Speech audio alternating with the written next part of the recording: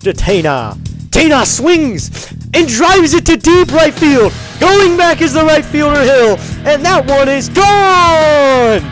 Watch it fly, Jose Tana on the top of the 10th. A nice little pass there to his man, and that's no good. By Daniels, now bringing it back up is McCollum. Will stop. 3 again. And again, he drains it. 11-2 Wizards. 3 threes in a row. Hands it off. Rodriguez up the middle. Touchdown, Commanders. Rodriguez with the touchdown run. Chris Rodriguez Jr. straight up the middle. Touchdown.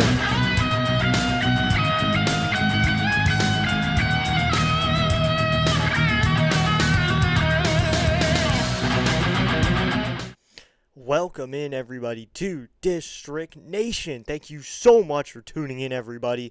We're live here on the 4th of July. The most patriotic team in the country, the Washington Nationals, will take on the Pittsburgh Pirates from Washington, D.C. As you can tell, I got patriotic stuff right behind me, right here on this background. I got the red, white, and blue logo jersey, red, white, and blue hat. I'm ready to go. It's 4th of July, America's 250th birthday. Happy birthday, America. And the Nationals are going to try to get a win just for you. Throw it in the chat. Do you think the Nationals will get the win on their 250th birthday? You could put yes, or you could put USA. Help out the channel a little bit. Hit that like button. Hit that subscribe button. Help out the channel just a little bit before we get going here. We got some time before first pitch. Patrioticness all over. Got flags everywhere. All these great things. And, of course, this patriotic team is the capital of the country, D.C. And this is YouTube's home of DC Sports. So this is the place to be on the 4th of July. We're starting early. You will be able to get out of here early in time for fireworks or whatever you want to do, because it's an 11 a.m. start time. 11:05 is going to be our first pitch from Nationals Park. It looks beautiful here. Not a cloud in the sky to start 11 a.m. here. The park is beautiful. You got flags everywhere. This place is buzzing. Nationals Park is special today. And this stream is going to be special because it's America's 250th birthday. And this is the YouTube's home of DC Sports. So if you want Nationals, Wizards, or Commanders, hit that subscribe button because it's July 4th. And there is no better day to subscribe in District Nation than July 4th. So go subscribe right now. And I'm already hyped because game hasn't even started and we're here enjoying. Nationals are wearing their patriotic red, white, and blue jerseys. I'm so excited to watch this game. Pirates are wearing similar red, white, and blue Pirates jerseys. And I, for Specialized, maybe it's not the best cup. Maybe it's a little bit scratched. I'm running the George Washington Nationals Cup today because it's 4th of July, everybody. Hot dogs, burgers, bratwurst, French fries, everything American is today. The Bald Eagle is in the chat because we're here on the 4th of July. Not too much of a pregame show today, everybody. Just hyping up the amazing country of the United States of America. Look at this in the back. Land of the free. Home of the Braves. Listen to that. Look at that. Screech. Our mascot is the mascot of America. So if you want to be somewhere on the 4th of July, it is in the home of DC Sports because we are the capital of America. So there we go. Now we got about 5 minutes until first pitch. We're going to stay hyped this entire game. This is going to be a fun game. We got sound effects to go. The normal ones, not really much added. Everyone is dressed up in red, white, and blue if they're at Nationals Park. We're about 5 minutes away from first pitch. We're going to have Carson Palmquist versus Braxton Ashcraft. Ashcraft has won some games. I mean, he's 8-3 with a 3.33 ERA. He's winning games. And then on the other side, you got Carson Palmquist. Nationals are running the opener strategy. He'll take the mound first before Zach Littell takes the mound. So let's quickly update that. And the Nationals had a score change, a starting lineup change early on. Jacob Young was scratched about maybe an hour ago. So instead of that, you have Cruz now in center. Lyle moved to left. Wood put into the field. Those are your changes. Wood was the DH before, but now Jacob Young has been scratched from the order. I hope he's okay. He will be scratched. Chris is already here saying good morning, District, and happy 4th of July. Happy 4th of July, Chris. What better place to be than the home of DC Sports on the 4th of July? There's no better place to be. The Nationals also are 3 games over 5, so this is a winning team on the 4th of July. This is the first game of the morning at 11:05, so you can be ready to watch fireworks or whatever your celebration is during the 4th of July. So let's get going. The Nationals are about to run on the field So we can get started with the starting lineups in a moment, but Nationals have 7 minutes until first pitch. Looks like they're going to start a little bit later here, maybe around 11:05, 11:10, but red, white, and blue all over. The Nationals in Game 1 got a win last night. They put runs on the board, and then the 8th inning, it was so bad, the Pirates had to put in a position player, and the game got close at the end, too. The game got close towards the end. It was, at the end, a little bit nervous because Zach Kent came into the game at the end and gave up some runs. He was working his second inning of work. We almost put in Riley Cornelio, which would not have helped much. Putting in Riley Cornelio isn't exactly something that would help you out. We were almost going to put him in, but the Nationals decided, let Zach Kent out there, let him finish his outing, and he did finish his outing. He didn't do that bad. I mean, he got the win. That's all that matters. He got the win. A win is a win. It may have been messy, but it was a win. So, here we go, everybody. I hope you enjoy today's patriotic broadcast. That's the most important part. This is a patriotic broadcast. We're going to be doing everything today patriotic. You got to tune in today. It is a good day to be on District Nation. Looks like we're at 50-50 in the chat between Yes and USA. I don't really care. I'll check on it. But either way, you're patriotic if you're here. So, if you're here, you're having fun. So, there you go. Hope everyone is having an absolutely great day. Please hit that like button, hit that subscribe button for this patriotic broadcast. So here we go. We're getting ready for first pitch in a few minutes. We'll get started with the starting lineups in just a moment. So it looks like Mr. C is here checking in from the Jersey Shore. Let's go. Hey, Mr. C, how you doing? Happy 4th of July. Thank you so much for tuning in on the 4th of July. I am glad to have you. And we have the All-Star announcements tonight. What better way to celebrate the 4th of July than a little bit of the patriotic boys getting into the All-Star game? Thanks for subscribing, Buck Rays Bolts. Thank you so much for hitting that subscribe button on the 4th of July. But thank you so much for tuning in. N-A-T-S, Nats, USA! You can flip up the cap and go, USA. What is up, District Nation? Dad is here. And yes, yesterday it was Clark instead of Man of Steel in the 9th last night. Yes, it was. It was not Clark, it was Man of Steel. We're going to get going now with the starting lineups in batting order for today's patriotic 4th of July broadcast, starting with the visiting Pittsburgh Pirates, who are 44-45 and find themselves really far back in the wild card race right now, or even just in their own division race, 11.5 games behind. Leading off is going to be Konnor Griffin, the shortstop. Batting second is going to be Brandon Lowe, the second baseman. Batting third is Brian Reynolds, the left fielder. Batting fourth is going to be Esmeralyn Valdez. Batting fifth is Ryan O'Hearn, the designated hitter in today's game. Batting sixth is going to be Nick Gonzalez, the third baseman in the game. Batting seventh is going to be the center fielder, Jake Mangum. Batting eighth is going to be the first baseman, Tyler Callahan. He got in on the mound yesterday, which was really interesting. They put him in on the mound when the position player needed to come in. And batting ninth, the catcher, Henry Davis. And on the mound for the Pittsburgh Pirates is going to be Braxton Ashcraft. He's 8-3 with a 3.33 ERA over 102.2 innings worked and 115 strikeouts. Think about that, in my opinion. What I see in that is the fact that he's winning games. He has 8 wins. Foster Griffin has more wins, but he has 3 losses as well. So a good record in general as a starter. So there you go. Once again for the Pirates, that's Griffin, Lowe, Reynolds, Valdez, O'Hearn, Gonzalez, Mangum, Callahan, Davis with Ashcraft on the mound. And now the starting lineup for manager Blake Butera and your Washington Nationals. Leading off, the right fielder, number 29, James Wood. Batting second, the first baseman, number 2, Luis Garcia Jr. Batting third, the third baseman, number 45, Curtis Mead. Batting fourth, the shortstop, number 5, C.J. Abrams. Batting fifth, the left fielder, number 4, Dalen Lyle.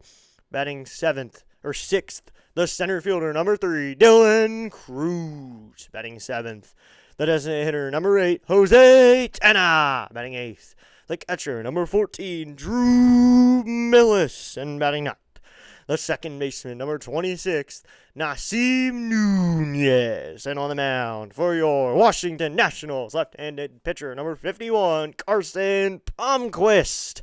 That is the starting lineup for your Washington Nationals with a few mistakes in there because I did change it last minute when the Nationals did decide to take Jacob Young out of the order for today's game. Here we go, everybody. A patriotic broadcast right here on District Nation. We just gained a subscriber, and we got Bruce Ray Bolts subscribing. Thank you so much. Or Bucks Rays Bolts. Thank you so much for that subscription. We're out 529, one away from that 530 number. That's kind of weak, says Mr. C. I mean, this order's got a lot of power. That's the one thing. This order's got a lot of power. That is the one thing I'll say. And we're facing off with a Carson Palmquist opener for the Nationals. Sauce on the bottom of the order. Oh, yeah, you got Millis Nunez. Tenna Millis Nunez. I mean, Tenna was hitting third last night, and Tenna had a home run last night. So, I mean, Nunez hitting in that 9-hole. But looks like I'm behind because it already says a pitch registered to Konnor Griffin. Wow. So we're about to get underway here.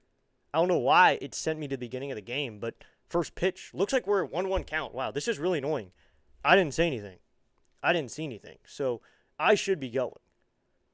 So Palmquist, first pitch was a ball, so we're underway here. And now my screen doesn't want to work again. Give me a second, everybody. This is really annoying, especially on the 4th of July. They don't want me watching this game. So to be a 1-1 count here, Palmquist throws a pitch, and that's a sinker in there, called strike one, now ball. This is really annoying. My feed isn't working right now. Oh my gosh. Let me watch the game. Just want to watch the baseball game. Is that hard to believe? So I'm just trying to watch this game right now. So here we go. It's a 2-2 count to Konnor Griffin. Our first pitch was in there at 11:07 p.m. or a.m. So good morning, everybody. Welcome into District Nation. Sorry for those technical difficulties. We'll get that top of the first call. But Palmquist sets. It'll be a 2-2 to Griffin. Here's the pitch.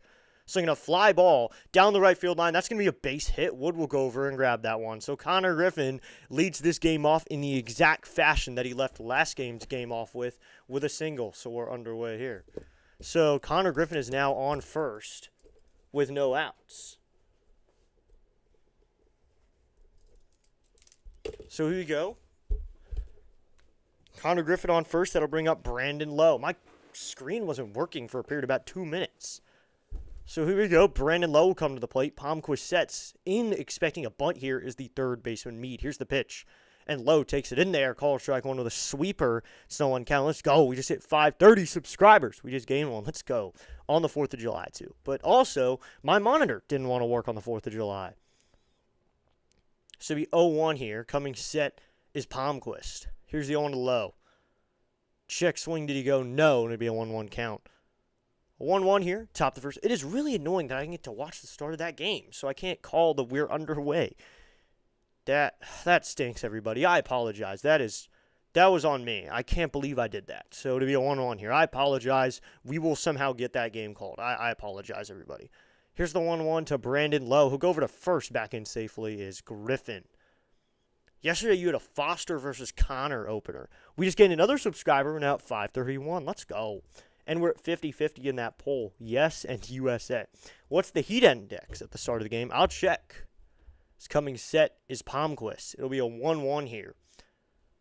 He sets. Here's the pitch. Lowe takes a sweeper, low and outside, ball 2. I'll check what it is. I know for me it's pretty bad, but in there looks like the heat index. It feels like 99. Heat index is 7 high. Wow, so it's really high. It's a high heat index at 7. 532 subscribers. Let's go. We just gained another. So it'll be 2-1 here with no outs. Top of the first inning. Griffin stands at first. Palmquist sets. Here's the pitch. Outside. The throw down to second as Griffin steals, and he's safe. This will be a 3-1 count. Griffin stove in a second, lost his helmet. Abrams will grab it for him, and now it's a 3-1 count here. Looks like Millis is wearing some special gear there, but Millis can't make the throw. Millis has a Statue of Liberty gear on. Abrams couldn't sweep the tag on to Griffin. So it's going to be a 3-1 count here, with Griffin grabbing another stolen base on the season. He's in a second. So it's a 3-1 count here from Palmquist to Lowe, the 243 hitter. Palmquist sets. The 3-1 coming to Lowe. Swing and a miss at a fastball at 91. Palmquist drops his arm angle a little bit. He's kind of a side armor, so it'll be a 3-2 count now. 3-2 here and no outs, top the first inning. And Nationals and Pirates going to battle it out here at 11:05 ERA, 11:05 start time. Morning start every year on the 4th of July. It'll be a 3-2 here. Palmquist comes set. He waits. Here comes the 3-2 to Lowe. Swing and a miss at a sinker high and inside. Brandon Lowe chases at the high and inside sinker. Palmquist left the zone on a 3-2 count and gets the strikeout here for out number 1. So there's 1 out here in the top of the first inning. Palmquist wasn't scared of leaving the zone there. On a 3-2 count with a runner in scoring position, he still goes to the top of the zone and leaves the zone, really. So now to be hitter here, Bryan Reynolds, and he's swing and a miss at a cutter. Low and in, so 0-1 count. I love that he did that. He wasn't just going to say, okay, I'm going to stay in the zone here on 3-2. No, he left the zone and got the strikeout swinging. Instead of bringing up Reynolds, who's hitting .282 with 12 home runs. Coming set is Palmquist here.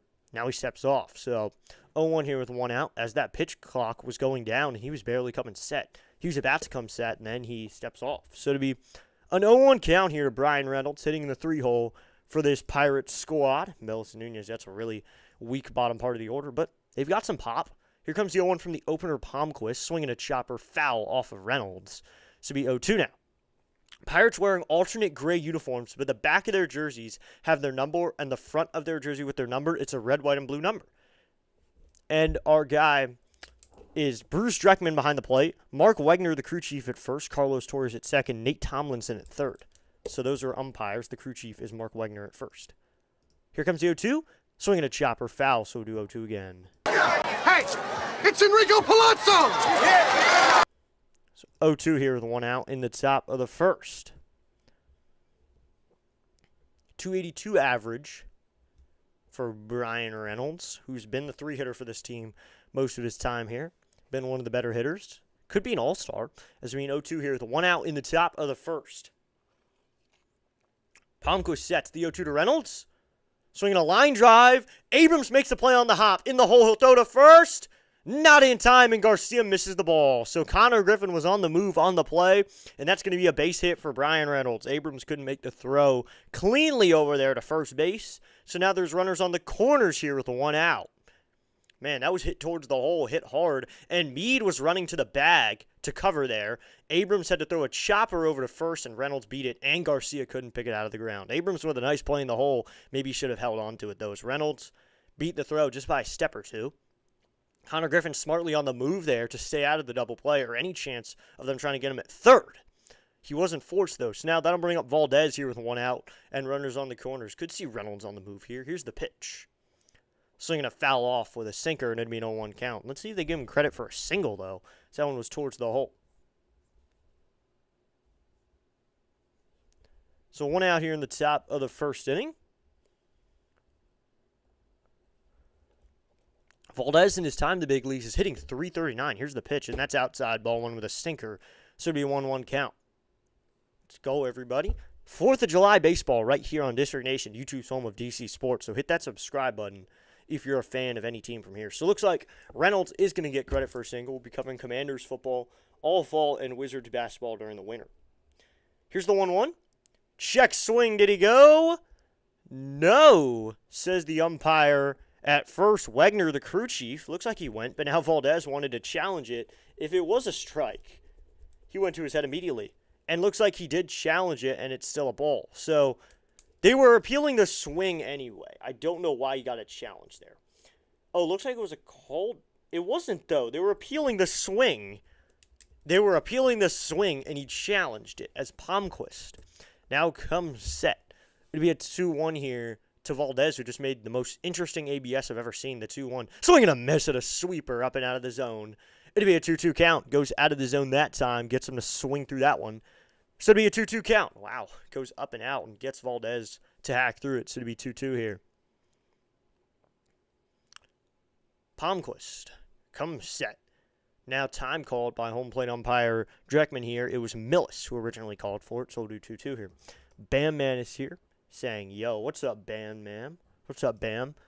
Here, 2-2 with 1 out. Coming set is Palmquist. The 2-2 here to Valdez.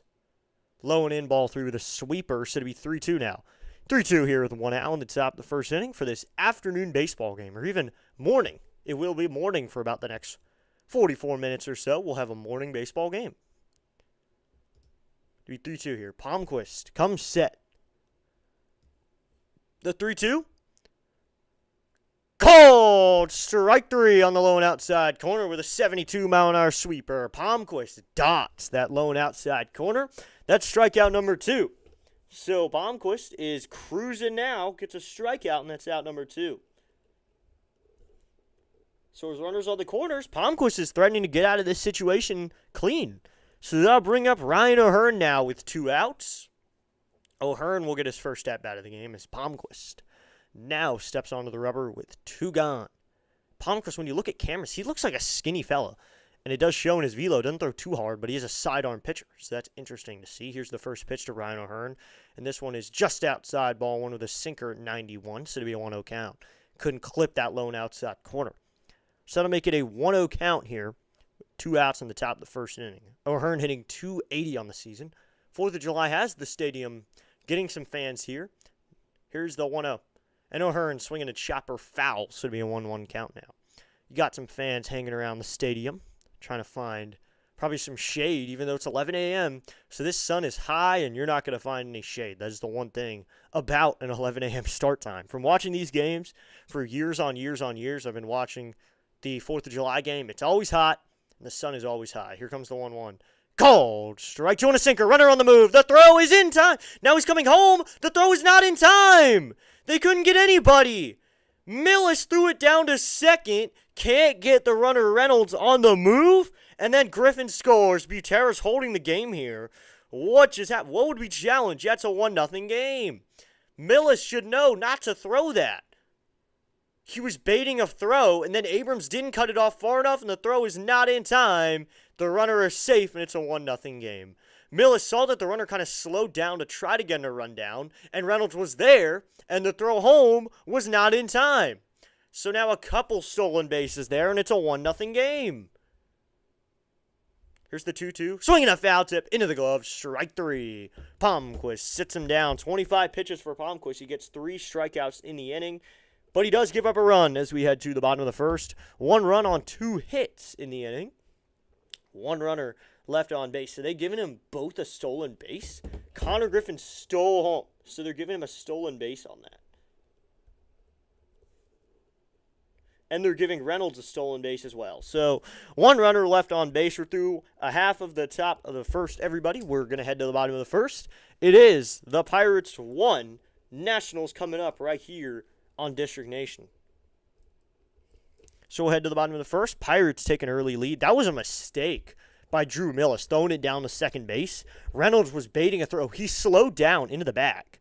About 10 feet away from the bag, he started to slow down, baiting Millis to throw it down, and he does. Abrams can't lay the tag, and once Abrams is there, once Abrams can't get the tag there, he then throws it home, and Griffin, who's very fast, was able to come home and score on the play. Not a good decision there by the Nats. But we're headed to the bottom of the first. Now we can really get a start here at 11:05. Carson Palmquist shouldn't be pitching for Arizona. Well, he's been a good pitcher for us so far. I mean, he's been a good opener as well. He hasn't worked too much out of the pen, but he's been working as an opener, which I really like. But not the best decision-making by Drew Millis there, throwing it down to second base, throwing it all the way through to second. And Abrams didn't come out in front far enough to pick it off and fire it home. So not great decision-making by the Nats in the first. Happy 4th of July, everybody. Thank you so much for spending at least a little bit of your 4th of July right here on District Nation. So I'm trying to prop my magazine that I display up. So James Wood will lead off for the Nationals here in the bottom of the first, who are on a 9-game homestand. This is the second of 9 straight at home until the All-Star break. As we get going here for the bottom of the first inning, here we go. James Wood will lead it off against Braxton Ashcraft. Here's the first pitch, and Wood swinging a drive! Deep right field, and that one is gone! Second deck, he erases the deficit, and this game is tied! Watch it fly, James Wood! Home run number 23 on the first pitch from Braxton Ashcraft. 428 feet, 113 off the bat, and the game is tied. Happy 4th of July, courtesy of James Wood, giving you your very own fireworks show. James Wood sends it out to right field, second deck home run, and the deficit is erased. Here's the pitch to Louie, and that's going to be a curveball in there called strike 1. There you go, boys. Get them right back on the board. N-A-T-S, Nats, Nats, Nats, woo! So it'll be an 0-1. Here's the pitch to Louie, and that's in the dirt. Ball 1 with a splitter, so it'll be a 1-1 count. James Wood, on the first pitch from Braxton Ashcraft, sends it out of here for his own fireworks show here in D.C. at only 11. At only 11:20, he gives us a fireworks show. That one's tied up with a curveball to be a 2-1 count. Chris says, Woody, yep, Woody with a bomb to tie this game up on the first pitch from Braxton Ashcraft, the 2-1. Louie takes a curveball low and out, or high and out, ball 3. It's a joke reference to Carson Palmer, former Arizona Cardinals QB. So we 3-1, 113 off the bat. Wow, the 3-1.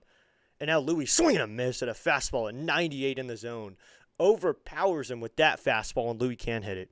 But James Wood ties the game with a bomb. James Wood getting it done in the bottom of the first. He does it on the first pitch from Braxton Ashcraft. The 3-2 to Louie. Swinging a foul off, and it'll be a 3-2. So he fouls that one back. So we'll do 3-2 all over again. What a fireworks display from Braxton Ashcraft. He'll go into the wind. Here's the 3-2 to Louie. Swinging a ground ball, foul, and we'll do 3-2 again. So you go from one pitch AB to a long AB from Louie. 18th start for Ashcraft. He has an 8-3 record with a 3.33 ERA. Over 102 and 2/3 innings worked. Over 100 strikeouts. Here's the 3-2 to Luis. Swing and a miss at a curveball out of the zone. Louie goes down to try to hit that one, but swings through it. And that's out number 1.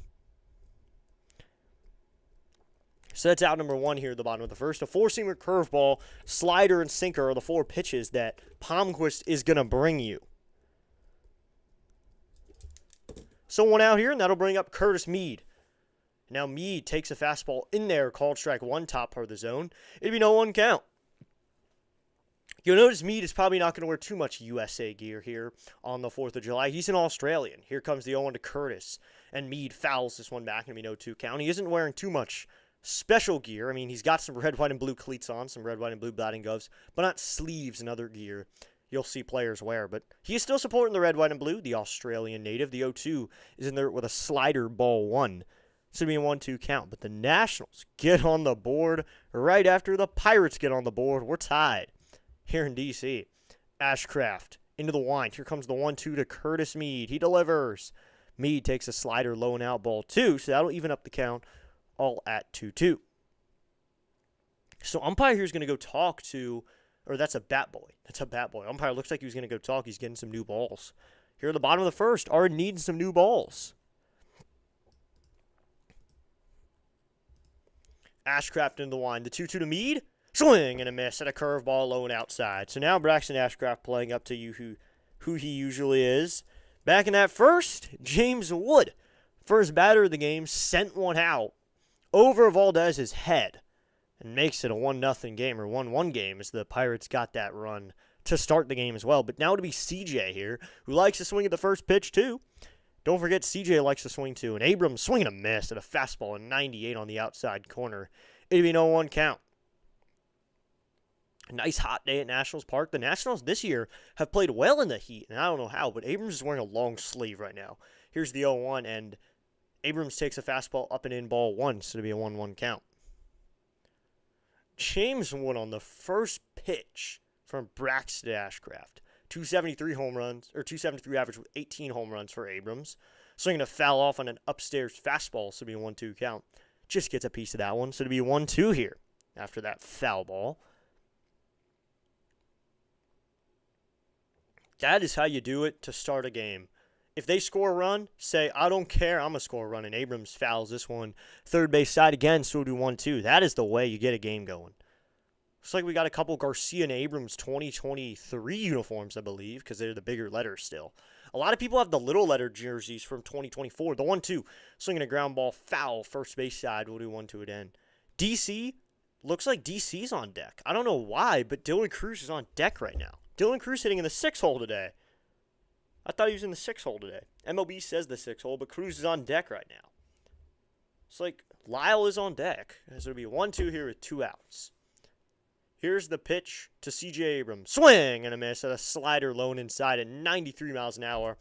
After giving up the leadoff home run, Ashcraft strikes out the side, But key part of that sentence is after the leadoff home run. James Wood delivers. And we're tied after one full inning after James Wood leaves the yard.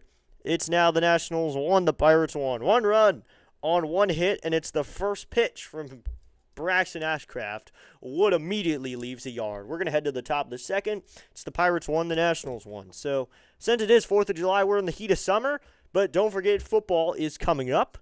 Be sure to go subscribe to Pure Adrenaline Football right now. It's a collaborative channel with a bunch of creators. I believe Fitzy's in on it. PAS is in on it. We're getting a lot of people here. Some favorites everyone has. You can find all our football content over there at Pure Adrenaline Football. Logo's just up there. It's a channel that is collaborative. We all have an even kind of part in it. We all upload videos, comment. I think PS has the Jets, Fitzy's with the Patriots. I got the Commanders coverage, so it is all the videos I post on my channels as well as over there, and you can find other teams. So go subscribe to that channel right now. We'll be doing some exclusive content over there, such as Roundtable, Conversations, Fantasy Football. Everything you need can be found over there coming football season. You should subscribe now, though.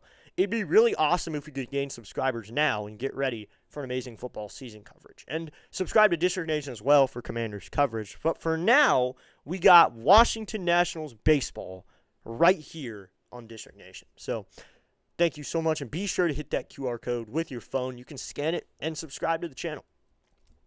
Remember that it is my District Nation Commanders coverage as well as other people, which is really awesome. I like that it's collaborative. It's not just the Commanders. You could find anyone's coverage over there. We're trying to get a big group here, get as many teams covered as possible. I think we got a Raiders guy. We got a 49ers guy, which is really awesome. So join the channel. Go subscribe, and you can get all of our coverage over there at Pure Adrenaline Football. But back to baseball right here on District Nation as we head to the top of the second. James Wood ties it up with his 23rd home run of the year, and it's a 1-1 game. So that'll bring up Gonzalez here. Palmquist going to work a second inning of work. Here's the pitch to Gonzalez, and that's going to be in there called strike one with an 81-mile-an-hour cutter. So 0-1 here in the top of the second inning. Nick Gonzalez, over 310 at-bats this season, has a 303 average. So that average is there. Doesn't have too much pop. Here comes the 0-1 to Gonzalez. Swinging a line drive down the line and foul. Only 4 home runs on the year. I mean, he's in the 6th hole today. So obviously doesn't have every chance for RBI. Sometimes the bases are clear when he comes to the plate. It'll be 0-2 here. Palmquist now 27 pitches here in the second inning. It'll be 0-2 to Gonzalez. Here's the pitch. Upstairs, ball one with a 91-mile-an-hour fastball. Palmquist, who has a dropped arm angle, went upstairs with that one, tried to get him through a fastball there, but he couldn't swing, so it'd be a 1-2 count here. Top of the second inning, Nationals, all tied with the Pirates. Palmquist sets the 1-2. Swinging a shot up the middle. That's a base hit in the left center field.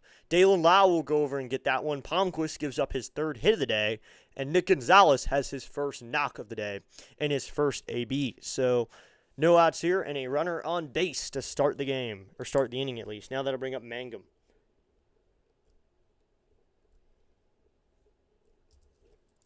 So runner at first here with no outs, and Mangum will come up to the plate here. Center fielder in the game. Looks like a lot of Pirates fans are here, and a whole lot of USA flags everywhere in USA gear. Palmquist sets. Here's the pitch to Mangum. This is going to be a line drive foul first base side to mean 0-1 count. The Itkin brothers seem to still be there. At least one Itkin, and maybe his wife or sister is there as well. So not both Itkin brothers. Be 0-1 here, top of the second inning. Nationals, Pirates all tied up at 1 right here on District Nation. It'd be 0-1 here. Mangum hitting .312 with a homer and 14 runs batted in. Here's the 0-1. That's outside, ball one with a sweeper at only 71 miles an hour. I mean, it is a sweeper, so it's got good movement, but it's not too fast. But kind of what you'd want out of an opener like Carson Palmer. He's a guy who drops his arm angle, doesn't throw too hard, still brings you velo. Nationals wearing their normal home whites today, but with an alternate red and white cap. Here's the 1-1, and that's inside ball 2. Everyone is wearing that cap. It has a white logo there and then a red brim. I think everyone is wearing a similar variation of that cap. And it has a red, white, and blue logo. Every team is wearing that sort of variation of the hat. So it'll be 2-1 here. 4th of July baseball. And it isn't even noon, so it'll be 2-1 here. Palmquist sets the 2-1 to Mangum. Swinging a fly ball foul and be 2-2 now. All up at deuces, 2-2 here to Mangum, who's hitting .312 as well. So these guys, for the Pirates. They got high batting averages. Maybe they're not the most powerful team, but they're only a game under 5. So something is working for them. But in the NL Central, 1 game under 5 has them dramatically back in the NL Central race. So wild card run, the Nationals really have a chance being 3 games over 5. The NL Central starting to fall off a little bit. It's evening out a little bit. You're seeing the good teams and the bad teams. The 2-2, swinging a ground ball foul onto the first base line, so we'll do 2-2 again here. 4th of July, didn't have too many people in the stadium, but everyone seems to be sitting so far. NL run differential, the Nationals are 5th. The Dodgers are first with plus 163. So they've scored 163 more runs. The Nationals are tied with the Pirates at 21 over. We score so many runs, but we give up runs too. The 2-2, swinging a foul ball again. So Mangum goes upstairs for that fastball and fouls it off. So far, it was a couple sweepers to start the at-bat. And since then, 4 fastballs, 90, 91, 91, and 92 miles an hour on those pitches. It'll be a 2-2 here. Palmquist looks in for his sign. He's got it, and he comes set. It'll be another 2-2 to Mangum. Here's the pitch to Mangum from Palmquist. Inside, ball 3 and off. That got him. So is that catcher's interference? It looks like Millis looks hurt on it too. But that's, so far, it looks like a hit by pitch. That is what I'm assuming here. Hit by pitch puts Mangum on first here with no outs. So 2 consecutive runners on base, led on base by Palmquist. So far, of the 7 batters he's faced, he's let 4 of them reach base. So it'll be Callahan now here, no outs. Looks like Butera isn't going out. He's going to let Palmquist work out of this. Here's the pitch, bunt shown, and he gets it down the third base line. Meade will grab it, and he doesn't have a play. So it's fair, and now the bases are loaded. Callahan, who pitched yesterday, now has a bunt base hit here in the top of the second, and the bases are loaded. So Palmquist, that's kind of the last kind of poison hit there. Bunt single to Curtis Meade, and the bases are loaded here with no outs. Man, that's got to hurt. I mean, you're just trying to get anything in there, and he lays down a bunt. Good strategy, though, and that'll bring up Henry Davis here with no outs. Meade got to it, but he was back. He was not expecting a bunt there. So now Butera is going to make the call with the bases loaded. Butera is going to take Palmquist out of this game after an inning of work. Zach Littell will come out of the pen for the Nationals. Once again, a guy who's wearing a long-sleeve shirt somehow. I don't get it. But Palmquist is going to come out after facing 3 batters in the second inning. All of them reach base. So Palmquist is going to work 1 inning plus and head to the bench. So Zach Littell will take over for the Nationals. For Palmquist, he gave up 3 hits, or he gave up 4 hits. Wow. We don't know his run total just yet, currently at 1. He only gave up, he didn't have any walks and 3 strikeouts, but a hit by pitch, so he did give up a free pass. So, no outs here, and Zach Littell is going to try to work out of a bases-loaded no-out jam. I mean, Zach Littell working out a jam, that's like telling a bull to go into a china shop and not make any noise. That's basically what you're asking for. As Zach Littell will take over in the second. Probably hoping for a longer outing from Carson Palmquist as the opener. But then again, he's probably going to have to work again tomorrow because Meatball Michael is going to have to start. And we don't know how long this appeal is going to take on the suspension. He was suspended. But his appeal is going through. So he can sit in the dugout. He can play for now, which is Sunday and Monday. So Cavalli could still make his start. They have both appealed their suspensions. So no outs here. Gonzalez stands at third. Mangum at second. Callahan at first. With no outs, that'll bring up Henry Davis, the catcher in today's game. And Zach Littell will take over for the Nationals, a guy who's very prone to giving up home runs. Let's hope he doesn't give up one here. As Zach Littell will take over here. This season has a 7-6 record with a 5.29 ERA over 80 innings of work. Only 49 strikeouts. Kind of a downgrade from last year where he had a 3.81 ERA. And bonus there, he had a 3.58 with Tampa Bay at the beginning of the season. Then heads to Cincinnati where he has a 4.39 ERA. So I feel like you can say meh to that. Like, eh. So we head to top of the second inning with Zach Littell taking over. He with the bases loaded. Usually they'll say you want to ease into the game with the bases empty, but he's getting thrown right into the fire here. Bases loaded, no one out. This is a test right here. Do you have what it takes to be here? Littell's going to have the ultimate test for his 18th game of the season. One thing is his ratio is 25 walks to strikeouts, 25 to 49. Littell sets. Here's the pitch to Henry Davis, and he swings and fouls this one off. It's an 0-1 count. Henry Davis average only at 150, though, so The first guy you want to face in this type of outing, you probably want to see him. Mr. C says, checking back in. Ouch. Yep. That's a good word to say. Ouch. As Littell is now going to take over in this situation as well. Littell goes to the plate. Swinging a ground ball. This is up the middle. This is in no man's land. Meade grabs it. Any air. He bobbled it. It came out of his glove. It's a 2-1 game. He bobbled it. Curtis Meade on a ball in no man's land between third and short, not hit very hard. Meade can't make the play, and everybody's safe. So it's a 2-1 game now. A run will score. We'll see if it's an earned run. Meade went towards the hole. That was not hit hard. He has it, and then he gets it out of his glove, and he can't grab it cleanly. So they're going to say it is official scoring rule pending, so we don't know what he'll have. But now it's a 2-1 game and the bases are still loaded. So that brings up Konnor Griffin. That's upstairs, ball one with an 89-mile-an-hour slider. It'll be a 1-0 count. Man, that was an error to bring in a run. They're probably going to give him an error. Scoring rule pending right now. Infield's no longer in, but Louis playing in on the grass. Coming sets Littell. Here comes the 1-0 to Konnor Griffin. Swing and a miss. And an 89-mile-an-hour slider. And it'll be a 1-1 count. Yet another Meade error. Yes. Yet another Meade error. Meade just continues to not field the ball. 276 average for Griffin since being called up to the big leagues, 5 home runs. At one point was the top prospect in baseball. Here comes the 1-1 to Griffin. Swinging a fly ball foul on a slider to be a 1-2 count. Now we should get that scoring rule in now. Looks like they're going to give still official scoring rule pending. Come on. Scorer, we don't need you that bad. So they're going to give him fielder's choice and then a fielding error. So they're going to give a fielding error, so it should be an unearned run. Here's the 1-2 to Griffin. Swinging a chopper foul, and it'll be 1-2. Littell went to the splitter low and away. He just gets a piece of it. So far, I don't think that's an earned run then, if it's on an error. So oh, come on. That's an earned air run? That can't be an earned run. It was on an error. Well, I guess because he didn't score on the air, it was just on the play.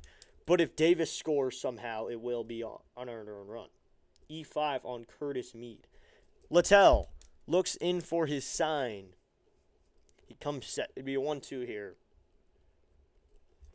Here's the pitch to Griffin. Check swing. Did he go? No, says first base umpire Wagner. So it'd be a 2-2 count.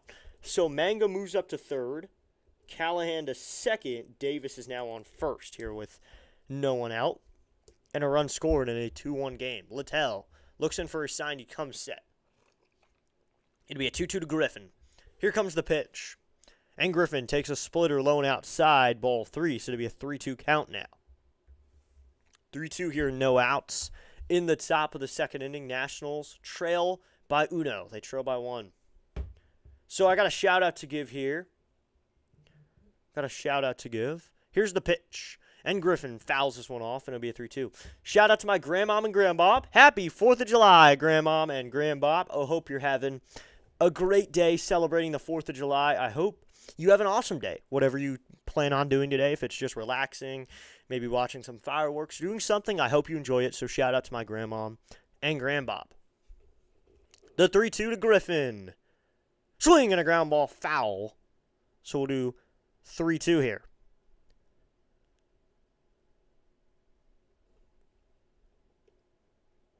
Here we go. Let's do it, boys. It'll be 3-2 here. Coming set is Littell. The 3-2 to Konnor Griffin. He delivers. Swing and a miss at a fastball up in the zone. Littell with strikeout number 1 here in the second inning. He sets down arguably the best hitter in this Pirates order in Konnor Griffin for out number 1. Littell goes upstairs. Doesn't throw too hard. He gets a 94-mile-an-hour fastball in there for out number 1. So that's just 1 here in the top of the second. Just get 1, boys. Just get 1 for now. Focus up. So Littell sets. He'll face Brandon Lowe now. Here's the pitch to Lowe. Swing and a miss at a sinker outside. I mean, on 1 count. There you go again. Littell becoming a swing and miss pitcher over the next 2 pitches. 242 average. And looks like Lowe's already at that 20 home run mark. Kind of some pop in this order comes from Brandon Lowe. The 0-1. And Lowe swinging a line drive center field. That's going to dunk in for a base hit. Cruz will chase after. This will score 2 runs. Runner is going to be held up at third. Or no, he's not. He'll move up home. So it's now a 4-1 game. Woof. That is not the punch that Zach Littell needed. 2 runs are going to score. Mangum scores and Callahan scores on the Brandon Lowe single. So there's 2 more runs on the board. It's now a 4-1 game. Man, that was not a punch he needed that delivered from Littell, who came in with the bases loaded. This is not his fault. This is Palmquist's fault. He's given up 4 earned runs now. So the only runner left on base is Callahan, the one who's on there on an air. Or excuse me, that's Davis who's on there on an air. So now to be Brian Reynolds takes a sinker outside. They'll peel on a swing. Yes, said third base umpire Tomlinson for the lefty Reynolds. So it'd be no 1 count. We want a repeat of yesterday. Yes. Get runs on the board. James Wood got some runs on the board, but he can't get everything. So we 0-1 here. Littell sets. The 0-1 to Brian Reynolds. Swinging a fly ball left field. And that's going to be caught out there by Curtis Mead in foul territory for out number 2. So Curtis Mead goes out into foul territory to get that one, and he makes the catch. So that's out number 2. But 2 runs just scored on a Brandon Lowe single. Mangum scored from third, and then Callahan scored from second, and Davis is now on third, or on second. So runners on first and second here. Littell looks in for his sign. He's got it, and he comes set. Here comes the pitch now to Valdez, and he checks a slider in there called strike 1. Millis said something to the umpire real quickly. He was checking if there was a strike. He was probably going to ABS it if it wasn't a strike. Millis, you got to pay attention, man. It's 0-1 here. Littell comes set. Here comes the 0-1. Outside with a sweeper, ball 1. So that'll be a 1-1 count now. 1-1 here with 2 outs in the top of the second inning.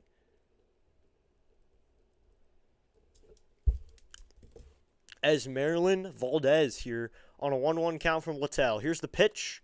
Swinging a fly ball out to right. Coming in is Wood. That's going to dunk in for a base hit. The throw is going to be towards third, and it's not in time. So that's going to score a run. Scoring on the play is Davis on a single. He scores from second. Moving up to third is Lowe. So now it's a 5-1 game. Well, there you go. As soon as Littell comes to the game, 4 runs on the board for the Pirates. It's now a 5-1 game. Littell actually only responsible for really Lowe, who's at third. That's the only runner he's responsible for. And Davis. So Davis he's responsible for. Wood made a throw towards third. Kind of a smart choice there. Littell has given up a run, but it's not earned because it was on an air. So Davis got on base on an air, so that'll now bring up Ryan O'Hearn, and he takes a sinker upstairs ball 1, the 8th batter of the inning, or the 9th hitter of the inning in Ryan O'Hearn. So this has become a tough inning for the Nationals as Lowe goes up to third here with 2 outs. Valdez on first. Here's the pitch, and that's outside ball 2. Runner on the move. The throw is in time, and he's out. As Maryland Valdez trying to steal second there, got greedy, and he's out. Drew Millis cuts him down for out number 3, and that will end the inning. But the Nationals do have a problem here. They're now trailing 5-1. 1 runner left on base that inning, but they get 4 runs on the board, responding to the Nationals' 1 run on, or actually only 3 of the runs are earned. All of Palmquist's runs are earned. That's the one thing. All of Palmquist's runs are earned. None of Littell's are earned so far. So 4 runs credited to Palmquist, all 4 earned. The 5th one goes to Littell, and it is not an earned run. But in the inning, you still get 4 hits from this Pirates team. 1 error and 1 man left on base. It's a 5-1 game as we head to the bottom of the second inning. Now the Nationals have to think crawl back on 4th of July, but I'll throw these back up because we are the most patriotic team here. The Bald Eagles in the chat. They're there so you can copy and paste them. I'll throw them back in if you want some messages with a Bald Eagle. I'll put them here so you can have them. So I will throw this message in the chat, so if you can't find the Bald Eagle message, it's right there. You can just copy and paste it in. So there you go, everybody. Thank you so much for tuning in so far right here on District Nation. Nationals have to start playing comeback now here in D.C. They trail 5-1. They'll have Lyle Cruz and Tenna up, but this team is now playing dramatic comebacks here on the 4th of July. But thank you so much for tuning in for America's 200th and 50th birthday. It's been a while. The place is still here, which is really awesome. They've been here since 1776, since USA broke off from Great Britain with the Declaration of Independence signed on July 4th, 1776. And thus, a new nation was born. So here we are, still thriving in that nation here on District Nation, because the nation lives with District Nation. Should be Lyle, Cruz, and Tenna here in the bottom of the second. Let's see what the Nationals can do, losing by 4. Now to be DC 3, so Cruz is still hitting in the 5 hole here, it looks like. So Lyle's in the 6 hole. So this is a time where they messed up. So Cruz is in the 5 hole here. He'll lead off the second. Or that's Lyle, and he fouls this one off. So I don't know what they're talking about. Cruz is in the 5 hole. Cruz is in the 6 hole. It's Lyle in the 5 hole. The screen showed Dylan Cruz. That was confusing. So to be 0-1 here to Dalen Lyle. Here's the pitch. And Lyle takes a fastball outside. Ball wants to be a 1-1 count. I think everyone's kind of twisted here of who is at bat. So I got to go back to this screen. It's Lyle up to the plate, if you're wondering. So to be 1-1 here. Here's the pitch. And Lyle swinging a fly ball foul down third base line.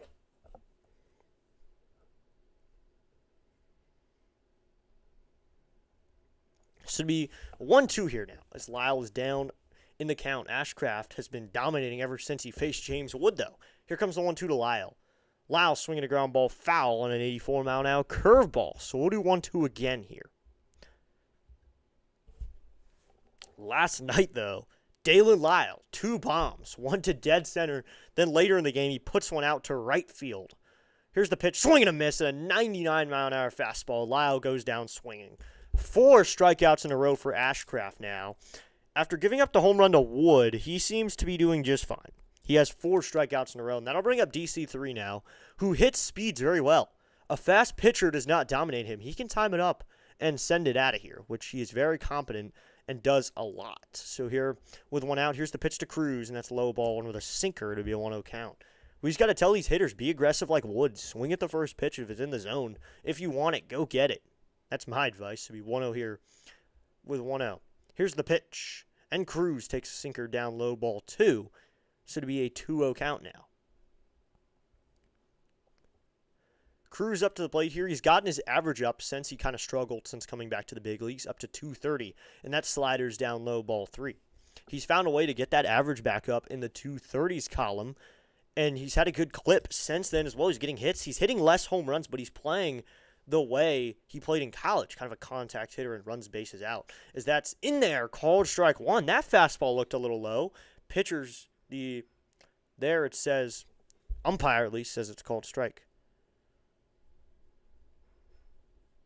Here's the 3-2, or 3-1, and that's swung on and missed.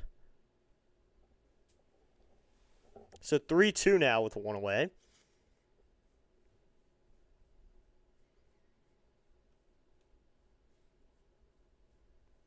Should be 3-2 here. Here's the pitch to Cruz. Swing and a miss at a 98-mile-an-hour sinker, and that's 5 in a row. Man, you got to be able to hit the ball, boys. So I'll bring up now Jose Tenna in the 7 hole, who had a home run last night as well. So Tenna got on fire with a dead center tank.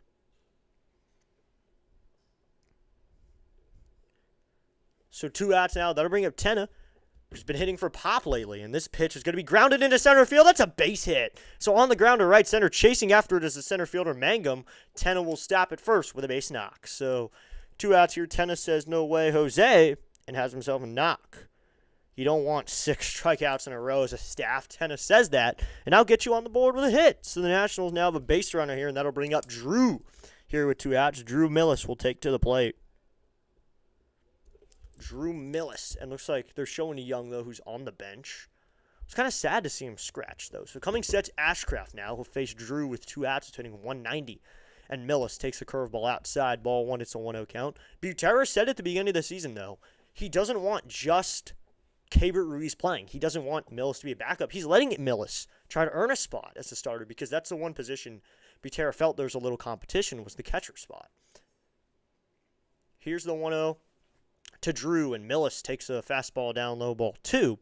So it'd be 2-0 count. And I like that, letting Millis compete a little bit. Let him try to earn a starter spot. Why not? I mean, he's a good player, so why not let him try to earn his money? So 2 home runs as well, more than he's probably had before, 10 RBIs and a 5.52 OPS. It'd be a 2-0 from Ashcraft. And Millis swinging a foul off a 97-mile-an-hour fastball. It'd be a 2-1 count now. I mean, can't get that one. I'd like Millis to be a little over 200. I think he can by the end of the season. He gets a few more knocks, settles in a little bit.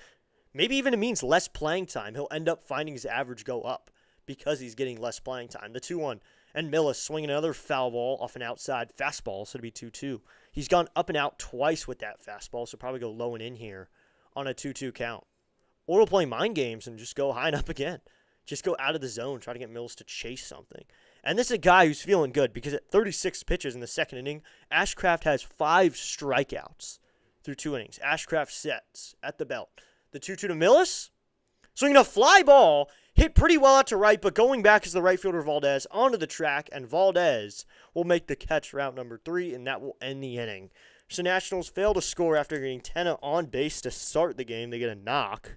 They can't get anything else. They get 1 hit, 1 runner left on base. That's a Jose Tena knock. We're through 2, everybody, and the Nationals are trailing 5-1 as we head to the top of the third. Might need some help from the bullpen in this one if Littell can get through what he needs to get through, which is probably 5 innings. It'll be O'Hearn, Gonzalez, and Mangum for the Pirates in the third. O'Hearn started to hit in the second, then there's a runner out on the play, so they got a runner out. So O'Hearn will continue his at-bat, starting at an 0-0 count here to face Littell in the top of the third inning. So I'll check on the like count here real quickly, and I'll go to this screen so people can know to subscribe to Pure Adrenaline Football. So that's a QR code that will take you directly to the channel, and you can subscribe right there. If you have your phone nearby and you're watching on your laptop or your iPad, you can pull up that and just subscribe right now, which is really awesome. So I'm checking the like count right here. Let's go, everybody. Be sure to hit that like button, hit that subscribe button. Help out the channel just a little bit. Looks like we're at 11 likes. Let's go. We just hit 12 likes now. Let's go. Thank you so much, everybody, for hitting that like button already. We're at 12. We only hit 20 last stream. I bet we can beat that with tonight's afternoon 11:05 game. We're about 6 minutes away from it being noon now. So an early game, you don't even think about the time, really, especially during a Nats game. But we're about to be able to say good afternoon in about 6 minutes as we head to the top of the third inning. Nationals finding themselves trailing by 4. They got to get the defense going so they can get the comeback going soon enough. They always have big innings. That's the one thing you'll see about the Nationals is every so often they'll have a 5 or 6 run inning, and it's something they do a lot where they have big innings, and that's how they win games because they do that just a whole lot. They do it at home, too. They like to perform for the fans at home. As we head to the top of the third now, it'll be Ryan O'Hearn to lead it off. He struck out back in the first one. Palmquist actually, surprisingly, struck out the side. So Palmquist had a much better first inning than he did second. 4 earned runs to him in the second inning. So we go. Here's the pitch from Littell to O'Hearn. Swinging a fly ball down the right field line, and it's going to be foul. Second deck long foul ball that time, so we know 1 count here.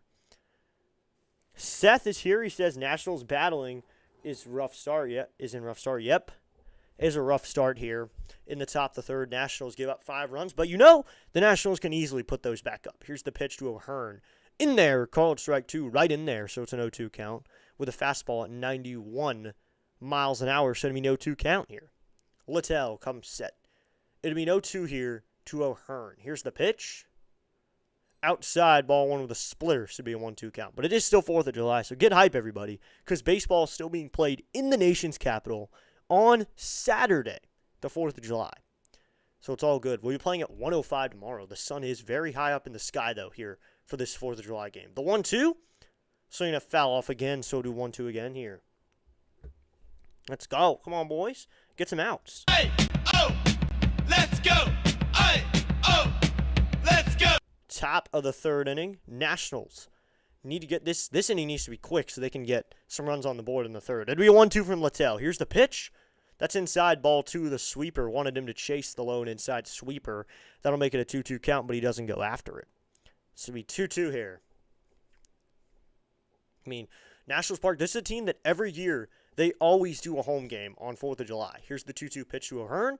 Swinging a line drive right field. That is smoked, and James Wood will pick that one up. That's a base hit for Ryan O'Hearn. He crushed that one on a line to right field. So now no outs here, and Ryan O'Hearn gets the inning going with a base knock. That's the 7th hit for this Pirates lineup here in the 3rd inning only. They're crushing the ball here, on pace for 21 hits now or more. So now that'll bring up Nick Gonzalez here, is hitting .305 with 4 home runs, 39 runs batted in, and a .749 OPS. He's going to show a bunt. He gets it down, but that's a foul ball. So we know 1 count. It, too, is hot here. It'd be almost 100 degrees. Wow. That is very hot. But in D.C., let me check the exact weather. I know it's touching the 90s. It's the high 9s. I know that. And the feel like is much worse. It's 96, and the feel like's temperature is 100. It is threatened to have some thunderstorms later in the day. It's going to get up to 101, so the feel like's only going to go higher. Here comes the 0-1 from Littell. Swinging a jam shot foul, so 2 count. Around 6 p.m., it's going to rain there. Around 6 p.m., they're going to get some light rain, but that's basically it for the night in Washington, D.C. Good thing we're getting in this game early then. Get it in now. So coming set is Littell. It'll be 0-2 here to Gonzalez. Here's the pitch. Swinging a ground ball. This is to Abrams. He flips it up to Nunez for 1. To second, 4 + 6 + 3. What does that equal? I believe it's 2 here at Nationals Park today. A 6-4-3 double play. And that's 2 outs immediately. Good turn there. Abrams makes the play. Ball right to him. He can throw it over to Nunez, who can fire it over to first in time for a double play. Nice and sweet. Some middle infield chemistry there for 2 outs. There you go. Get the chemistry going, and thank you for not making any errors on that one. Nunez made a jump throw there. Great job from Nunez. Thank you! And now the pitch is in there. Called strike one of the sliders. 1 count. 0-1 here with 2 outs. Nationals trail by 4, but they get a nice double play there with Nunez having to jump over the runner. O'Hearn, who slid into second. Nunez made a jump throw over to first. Here's the 0-1 to Mangum. Swing and a miss. And a 92-mile-an-hour fastball. Can't get a piece of that one, so 2 count. Littell just challenges him right in the zone with a 90s fastball.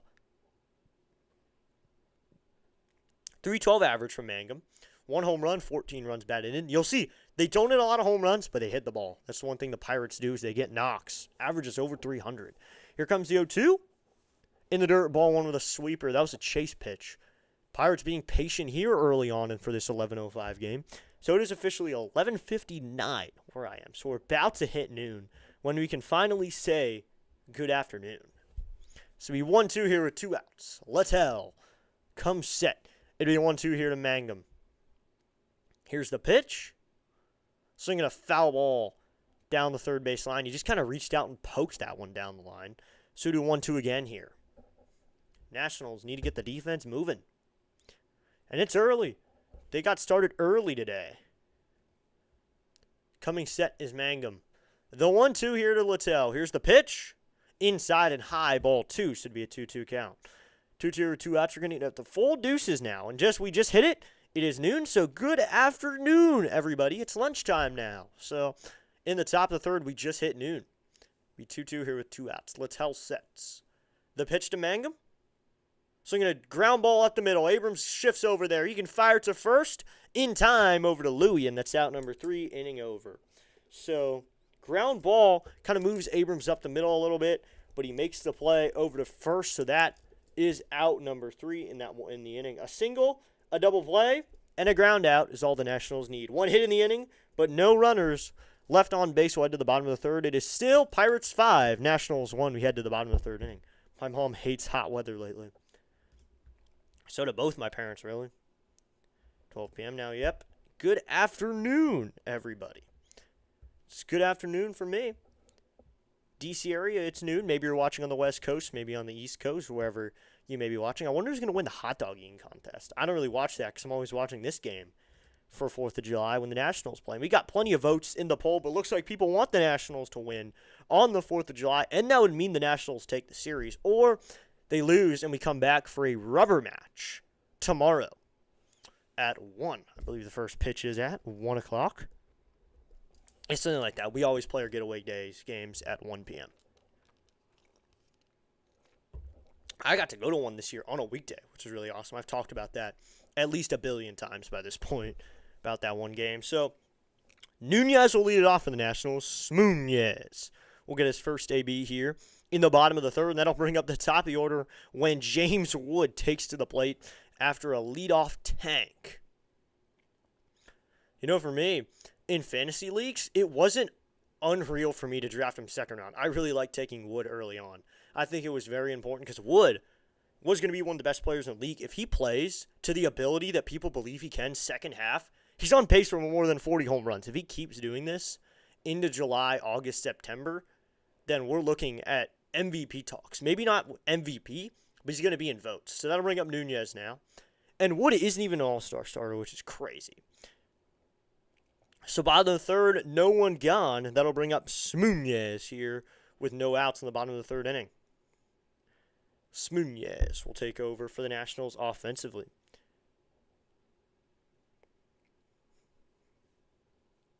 Come on, Nunez, get something going here. So here's the first pitch from Ashcraft to Smoonez, swinging a fly ball out to center, but under it is the center fielder Mangum, and he'll make the catch, route number 1. Nice catch there. My Mangum didn't have to move too much right out to him, but James Wood will hit now, and Wood got this game started with a bang, with a leadoff home run to immediately tie the game. There were guys behind the plate who immediately stood up, who were sitting directly behind the second deck home run for James Wood to get this game started for the Nats in the bottom of the first. Now Wood will take a splitter outside, ball 1. From Maryland, so not far away from National Stadium. Oh, Nationals Park's a beautiful stadium, though. 270 average, 23 home runs. Here's the 1-0. And Wood fouls this one off to be a 1-1 count. 1-1 here with no one gone in the bottom of the third. Nationals just got to start getting the runs on the board now. That's the most important part. Just start. Get a couple more runs on. And Wood takes a curveball outside, ball 2. This would be 2-1 count. The thing about Wood is he's a good leadoff hitter, but he strikes out a lot. Most of the outs you see James Wood have are going to be strikeouts. That is the one thing. So now Wood will take a timeout here immediately as Ashcraft looked to be working pretty quickly. Wood will now step out, take his time here. Let's go Wood, wearing that alternate Nationals 4th of July jersey. A really sweet jersey. Now Wood's asking for another timeout here. Well, what is happening? Ashcraft is really working him quickly right now. He's talking to the umpire about it, but Wood doesn't like that someone's working him quickly here. Here's the 2-1, and Wood checks swing foul ball, so it'll be 2-2 here. 2-2 with 1 out. Excuse me here. Just had to readjust the hat a little bit, make it look nice. Here's the 2-2 to Wood. Wood takes a curveball low and out, ball 3, so that'll fill up the count at 3-2. 3-2 with 1 out in the bottom of the third inning. Nationals hold a 4-run deficit to try to overcome the 3-2. And Wood takes a ball in the dirt, ball 4. So James Wood here will take a walk. That's his second time on base. So now a walk puts Wood on the base paths here with 1 gone. So that'll bring up Louie now with 1 away with a runner at first. Louie's been an RBI machine lately. Ashcraft sets. Here's the pitch to Luis Garcia Jr. He delivers. And Louie swings and fouls this one off. Maybe no 1 count. Louie's making a late bid to be an all-star reserve at least. He's been good of late. I mean, just look at the numbers. 282 average, 18 home runs, 62 runs batted in. One of the top RBI leaders in the NL, and that pitch is in the dirt, ball 1. So be a 1-1 count. Louie was bending over when that pitch was in the dirt. He was thinking that the catcher would fire it down. First 48 at-bats, though, Louie was hitting 253 with only 3 home runs. Last 34, he's hitting 325 with 15 home runs and 40 runs driven in. Or that's games, excuse me, the 1-1. And Louie swinging and pops this one out to center. Coming in as the center fielder Mangum, he'll make the catch route number 2. Louie kind of touched that one out to center field, reached out and poked it out to center. So now with 2 outs, that'll bring up the 3-hitter in Curtis Mead with 2 gone. Mead getting a righty-righty start here. Gets the start against a righty. Gets a lot of starts against lefties. You'll see Vivas get a lot more starts against righty pitchers, but Curtis Mead's been good of late. I mean, 226 average, but 14 home runs. One of the league leaders, or not league leaders, team leaders at least in bombs. Here's the pitch. That's high and away, ball 1. So 1-0 here with 2 gone. Mead Played with a lot of teams, kind of a journeyman before he got here. Now he gets his chance to be a big league stud. Here comes the pitch, and Meade checks swing. Did he go? No, says first base umpire Wegner on a ball upstairs. Should be 2-0 count. I visited San Francisco Giants Stadium. They have a nice ballpark. Oh, yeah. I have a sour taste for the Giants now after what they did to the Nationals. Here's the 2-0.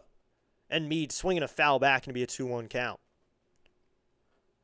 Meade didn't get the best piece of that one. Ashcraft now at 50 pitches here in the third inning. So on this base, it'd be around 100 pitches in the sixth inning. Got to get him out of the game, though. He's really dominating the Nationals right now. They got to work at ABs, try to get runs on the board. Wood with a nice little lead over there. A 2-1 here to Meade. And Meade takes a curveball and the dirt ball 3.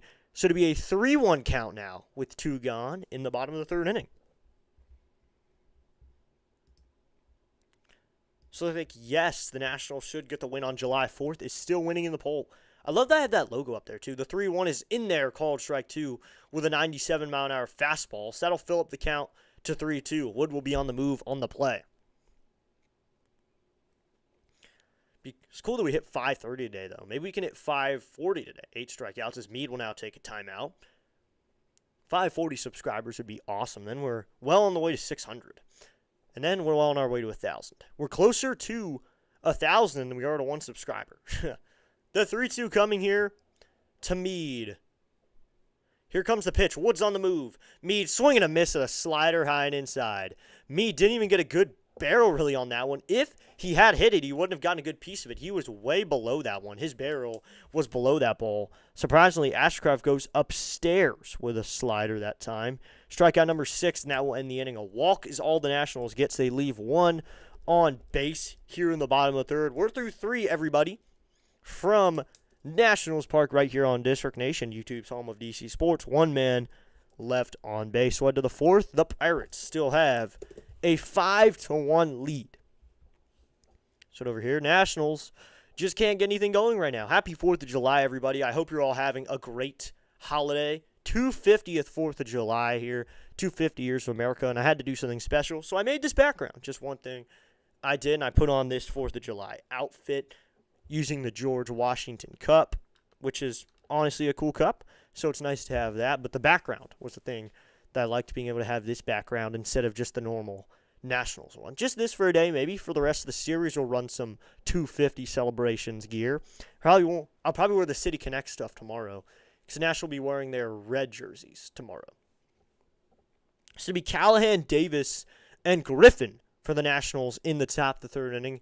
They need to get some runs. That is one thing this team needs, and that is runs. They need runs right now. They need to figure out a way to get runs on the board. The Nationals need to respond to the Pirates' big inning with their own big inning. That's the one thing, is the Nationals have had big offensive innings. They've been doing well like that. What they need is a big inning right here. They really need a big inning. They got to score runs. They'll have Abrams, Lyle, and Cruz up in the bottom of the 4th, but they need to get through the top of the 4th, too. Looking real quickly, the NL East standings, this team is a Nationals team that could sneak into the playoffs. There's a chance. They're 46-43. Every year people keep saying, oh, it's not the Nationals' year. Why not this year? We're at game 90 in the season, and we're still 3 games over 5. We are no longer losers. We're looking like winners now. We are a winning team. We're winning more games than we lose as we begin the top of the 4th inning. Here's the pitch from Littell, and that's going to be in there, called strike 1, bottom part of the zone, so it's an 0-1 count. Here in the top of the 4th inning, Nationals need to work on getting this lead back. They haven't had a lead at all today. They've been tied or losing the entire time. It'd be 0-1 here to Tyler Callahan. Here's the pitch. Swing and a miss, and an 87-mile-an-hour slider up in the zone, so it'd be 0-2 count. Everyone's wearing a USA 250 patch on their jerseys. I think that's an every team thing. So Littell looks in for his sign. He's got it, and he comes set. It'll be 0-2 here to Callahan. Here's the pitch. That's hideaway ball 1 with a fastball at 92 miles an hour, so it'll be a 1-2 count. 38 pitches for Littell now, worked out of the pen and came in the second inning of the game as the bulk reliever. He comes set. He works exclusively out of the set position. Here comes the 1-2 to Callahan. That's low and in, ball 2 with a splitter. So 2-2 count now. Can't get the call that time. Set evens it all up. Top of the 4th inning. Nationals trying to get something on the board here. That's the most important part. Finds your way onto the board.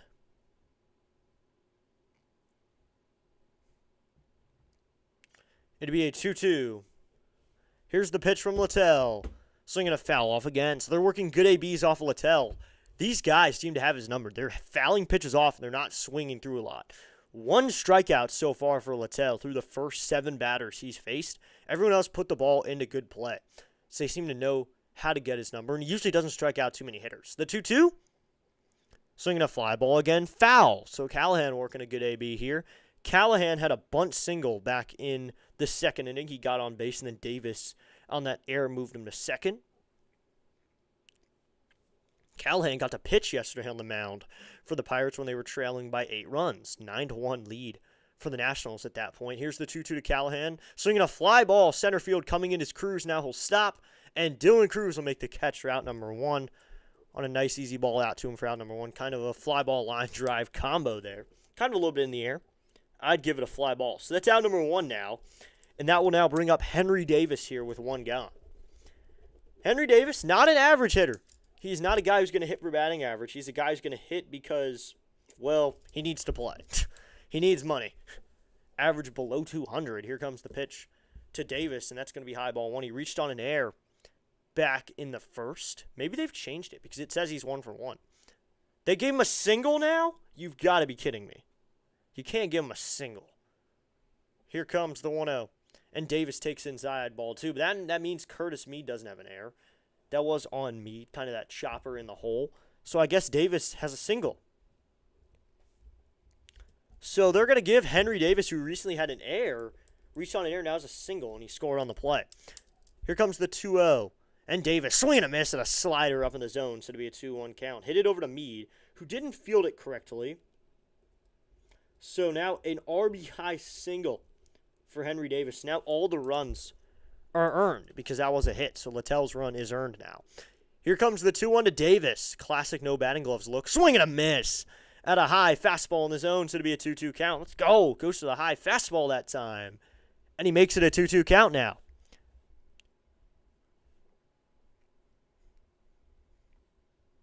It'll be a 2-2.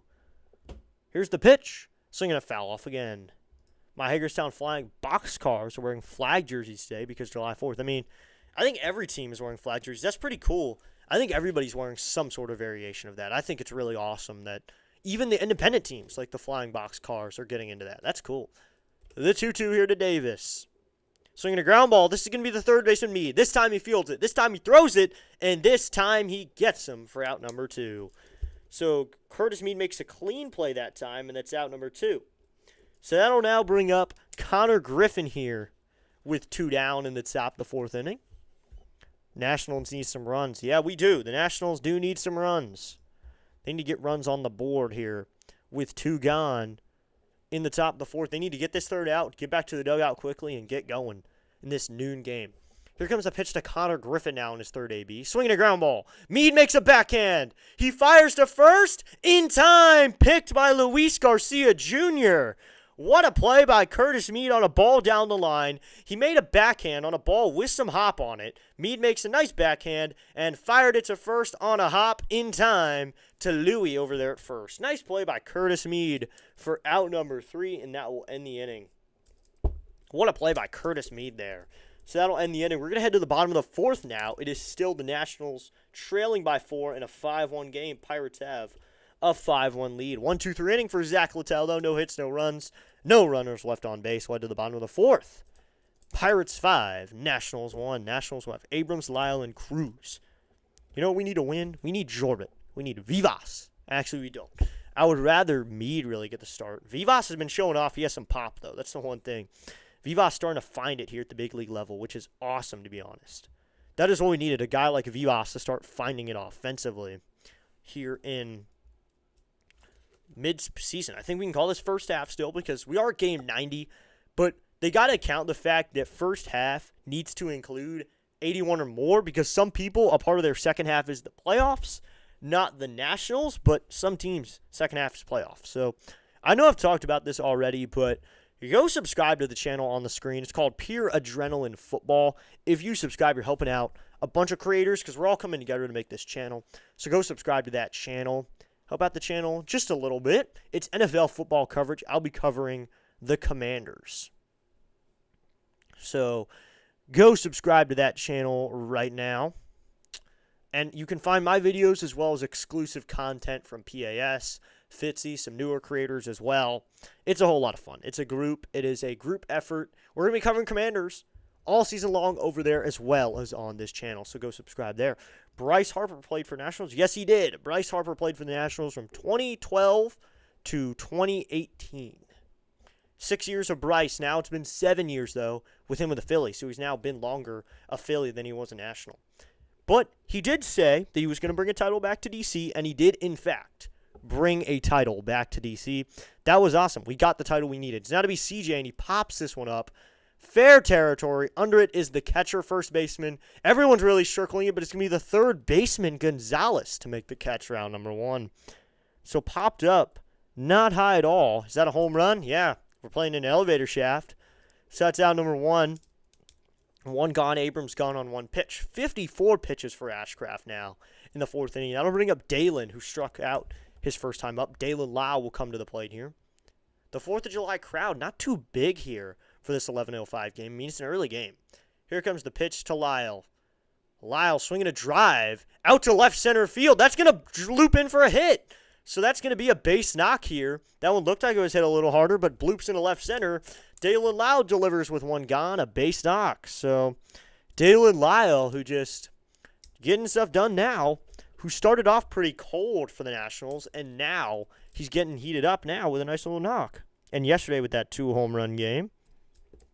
So he bloops one out to left center. So that'll bring up DC3 now, who's 0 for 1 of the day. That's Dylan Cruz. Looks like some astronauts came to the stadium. That's awesome. And the 4 starters of the rotation caught the first strikes, as that's low ball 1. First pitches, you had Cavalli, Michaelis, Griffin, and Williams out there. Trevor Williams is one of them. So nice to see Trevor Williams out there. They probably want Trevor Williams to come back at least this season, then Josiah Gray as well. Here comes the 1-0. And Cruz swinging a miss at a slider low and away. So that'll even up the count at 1-1. Come on, boys. We got to get some runs here. Get on the board. Help us out, D3. Let's go. DC3. Hey, oh, let's go. Hey, oh, let's go. The 1-1 here to Cruz. And Cruz takes a slider low and away ball 2. So to be a 2-1 count here with 1 gone. I think 250th. This would have been an ironic year for the Nationals to win the WBC. And just for us to do so much as a country. Almost won the World Baseball Classic. Won, I think, both hockeys in the Olympics. Both of the hockey ones.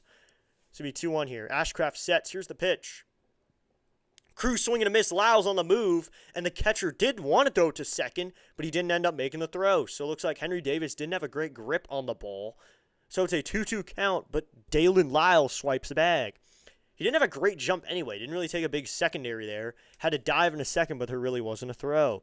So now there's a runner in scoring position here with 1 gone. Cruz, an opportunity to drive in a run with a runner at second. It'll be a 2-2 here. Ashcraft ready to work here. He's set at the belt. Here's the pitch to Cruz. Swinging a ground ball. This is down the line, but foul. Oof, just barely foul down the line. So do 2-2 again here. Almost put it down the line for a base knock, but can't. If that's fair, that's a double down the line. 2-2 here with 1 gone. Bottom of the 4th inning. Pirates lead by 4. They have a 5-run lead in the bottom of the 4th. Ashcraft sets. Here's the pitch to Cruz. Swinging a ground ball. This is going to be diving play by the shortstop. Off the shortstop glove. Lyle will move up to third on the play. Shortstop Griffin has to go grab that one. So first, Gonzalez, the third baseman, made a diving attempt. Then Griffin made a diving attempt, and it goes off of Konnor Griffin. So that one deflected off of Griffin into left field. So now there's runners on the corners here with 1 gone. Nationals starting to stir something up here in the bottom of the 4th. They want to get something going. So they're going to give him a single to the shortstop Griffin. Gonzalez dives first, and then Griffin kind of dove a little bit, and he missed it. Lyle was not going to go on the play. Cruz probably would have been there anyway, considering they both dove as 10 of fouls this one off, so no 1 count. Cruz is probably there, but the benefit of that is now Lyle is at third. So a non-double play ball here probably brings Lyle in. Come on, Nationals, says Seth. Yes, come on, Nats. Ashcraft sets. Here comes the 0-1. Antenna swinging a ground ball to the second baseman. He flips it up to the short to first. A double play. The one thing that couldn't drive in the run is the one thing that Jose Tena does. All we needed was a non-double play ball, but Tena grounds into a double play, and that will end the inning. Cruz out at second, Tena out at first on a 4-6-3 double play, so that will end the inning. Does not score Lyle. One man left on base. 2 hits in the inning. One man left on. We're through 4, everybody. Pirates still hold a 5-1 lead over the Nationals as we head to the top of the 5th inning. The one thing they didn't need was a double play ball, and that was exactly what Jose Tena gave them. So we'll head to the top of the 5th. It's going to be Lowe, Reynolds, and Valdez for this Pirates offense, who has 5 runs but hasn't scored since that second inning. Littell has given up a hit since then, but 5 hits in the second and third, and then in the fourth they got a 1-2-3. So Littell starting to settle in a little bit. Littell does well when the opener does well. I feel like they kind of feed off of each other. You'll see when Littell has a good opener, when an opener does solid, usually Littell does solid. And Littell's given us some good starts, 5-6 innings. He's given us some decent starts, but at the same time, he's given us some not good starts, like a 1 2/3 innings. And then Riley Cornelio had to take over for the Nationals. He had to take over. Looks like the camera was a little off. I had to wipe it off real quickly there so everyone can see a little more clearly. He has had good starts. Littell has had decent starts. At the same time, he's done not good. Against the Mariners, when he did terrible. That is a game. But another example is watching a game like the game in Cleveland, where P.J. Pullen has a good opener of 2 innings, and Littell just finishes the game with a 7-inning outing. 2 pitchers used. That was a great series. Us in Cleveland, we dominated that series. Just good work by the Nationals that week. As we head to the top of the 5th inning, Nationals will Stales trail by 4. So here we go, Nats. Got to try to get on the board here. Double plays are rough. Yep, they are. Double plays are very rough. You don't want to see it, Seth. You don't want to see it, especially when they had a chance to drive in some runs. Littell sets. Here's the pitch. Swing and a miss at a slider up and out of the zone. So me no 1 count. Gets him to swing through that slider. So me no 1 count. That's Brandon Lowe up to the plate. He's 1 for 2 with a couple RBIs on the day. He also has a strikeout on the day. Here's the 0-1. That's high ball one with a fastball, so that evens up the count at 1-1.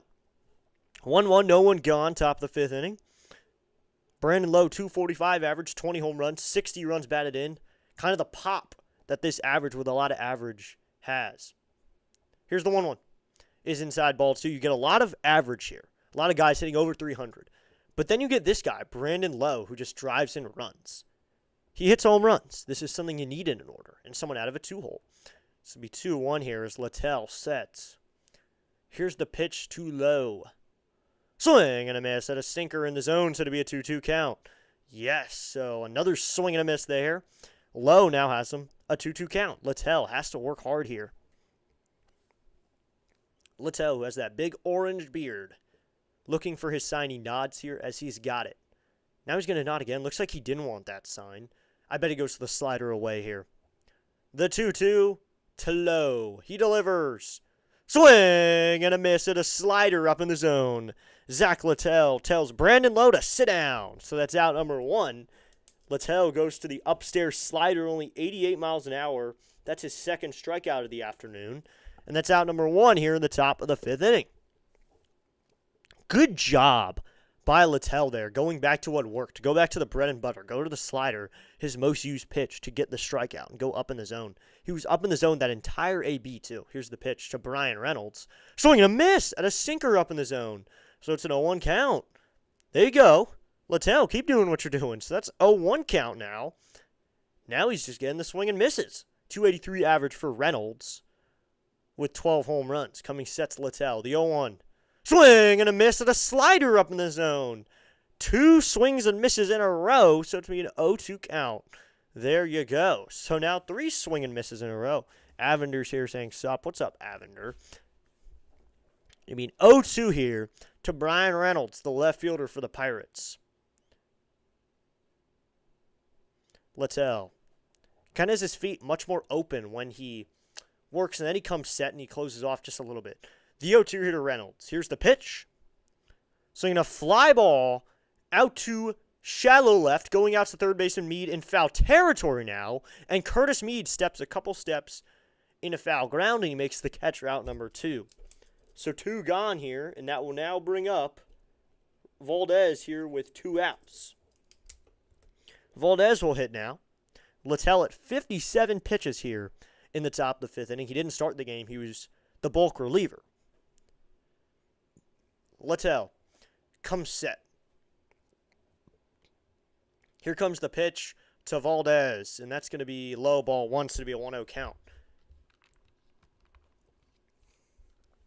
For the hitter Esmeralyn Valdez, 344 average, 6 home runs, 17 runs driven in with a 1.129 OPS. He's been good in his time in the bigs. The pitch, and this one is going to be cracked out to right field, opposite field. Wood's going back, curling around, and James Wood will make the catch on the track for out number 3, and that will end the inning. James Wood had a range back a little bit that time, but he does, in fact, end up making the catch, and that's out number 3, and that will end the inning. So we head to the bottom of the 5th, everybody. We're going to take a quick break. We will be back in just a moment right here on District Nation. Thank you so much for tuning in. Don't go anywhere. We'll be back with more baseball action right here on District Nation.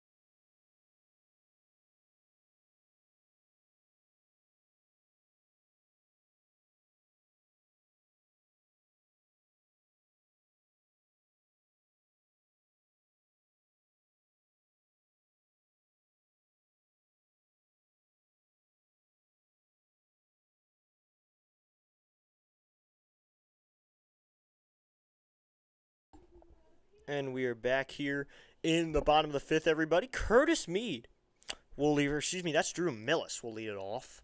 So the Nationals trail by 5-1 here. They could use a few runs on the board. Avender says, let's go Pirates. Here's the pitch, and that's outside, ball 1. So a 1-0 count.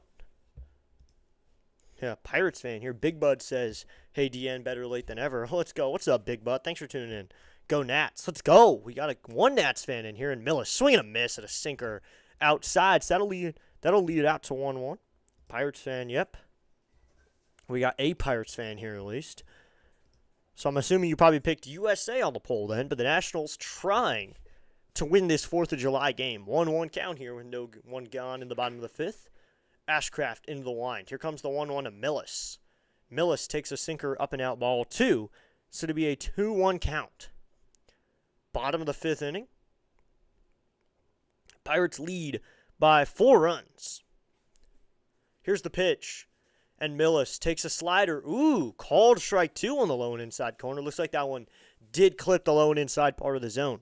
So to be a 2-2 count. Let's go. We just gained another sub up to 533. Thank you so much to that new subscriber. So to be 2-2. Ashcraft into the wind. The 2-2 to Millis. Swing and a miss on a slider low and inside. So Millis goes ahead and chases another pitch like that. Strikeout number 7. So Ashcraft is cruising now. He has 7 strikeouts here in the bottom of the 5th. After giving up that home run to Wood, he is not feeling anything. He's given up 3 hits since then, 7 strikeouts, and he had 5 strikeouts in a row after giving up the bomb. So to bring up Smunez now. Nasim Nunez will hit here with 1 down. 236 average. Recently had his first home run of the year last Wednesday. Here comes the pitch to Smunez. And Nunez takes a sinker low, ball 1, so to be a 1-0 count. Nunez, a hitter who thrives in the summertime, had his first career home runs in the same day on a matinee blazing hot day. He had 2 home runs in the game. Here comes the 1-0 to Nunez. Nunez takes a fastball outside, ball 2, so to be a 2-0 count. with one gone. Bottom of the fifth inning, Ashcraft now at 70 pitches has a 5-1 lead to go worked with. Here's the 2-0 to Nunez. Nunez takes a curveball outside, ball 3, so to be a 3-0 count. Someone's got to yell to Nunez, do not swing the bat. Do not swing the bat. Whatever you do not swing. 3-0 here with one gone. Ashcraft into the line. The 3-0 to Nunez is high, ball 4. So Nunez draws a walk here with one down, and that'll bring up James Wood here, who's been on base twice in the game. James Wood, a home run and a walk today. He's been successful. And that home run was a nice home run. That's the one thing. Wood is raking here right now. I mean, 23rd home run, leadoff home run on the day, 428 feet. And the MLB average for a home run is only 396. So that was a long home run. Coming set is Ashcraft. Here's the pitch to Wood. And Wood swinging a ground ball foul to be no 1 count. He took a big hack at that one, but was a tad bit early.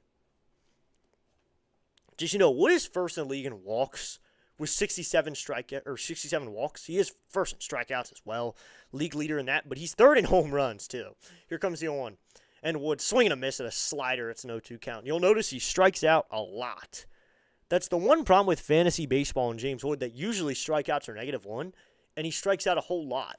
But he does kind of make up for it in the home runs and hits. But there are games where he goes 0 for 4 with a few strikeouts. The 0-2, swinging a ground ball foul, we'll do 0-2 again. Very early on that one. So do 0-2 again here with one gone. Bottom of the fifth. The 0-2 here to Wood, who's 1 for 1 on the day. America's 250th birthday had a James Wood fireworks show to get the game going. Nunez with a good lead on an 0-2 count. Here comes the 0-2. He is not going. And Wood swinging a chopper up the middle. Shortstop going to get it. He'll only go to first in time for out number 2. Nunez able to move up to second on the play. So that was a ground ball up the middle. Shortstop Konnor Griffin had to kind of cut over to get that one. So he could only really go to first for out number 2. So Nunez moves to second on the play. So now 2 runners out. Yeah, that was up the middle, kind of a high chopper. Griffin wanted to go tag the bag, then he goes to first. No one was covering second base because the second baseman really went after the bag. So Nunez will lead away from second here with 2 gone. Here's the pitch to Louie. Now Louie takes a splitter, low ball, 1, so to be a 1-0 count. Come on, Louie. Find your way on here. Be nice to see Louie get on base. Nunez gets a lead. Ashcraft sets. It'll be a 1-0 here to Louie. Here's the pitch to Garcia Jr. He delivers, and Louie takes a splitter just outside, ball 2. That one looked like it clipped the zone. Looking at the replay, yes, it was in the zone, but they're going to call it ball 2. That's awesome. We get a call there. Soon enough, we won't be getting that. Soon enough, I think they said by 2030 they want it to be fully integrated, that ABS just calls every pitch. And they're quick with it now. You can get the replay pretty quickly. Here comes the 2. Runner's going to go back to second as Ashcraft throws it over to second base, but back in with the dive is Smunez. First disengagement by the pitcher, Ashcraft. Come on, Louie. Get something done right here, Louie. Get some runs on the board. Driving 1 at a time here at the bottom of the 5th. Only a 4-run deficit. This is a team that scores a lot of runs in the game. They average 5 or 6 runs. Here's the 2-0. And Louie takes a strike in there. Wow.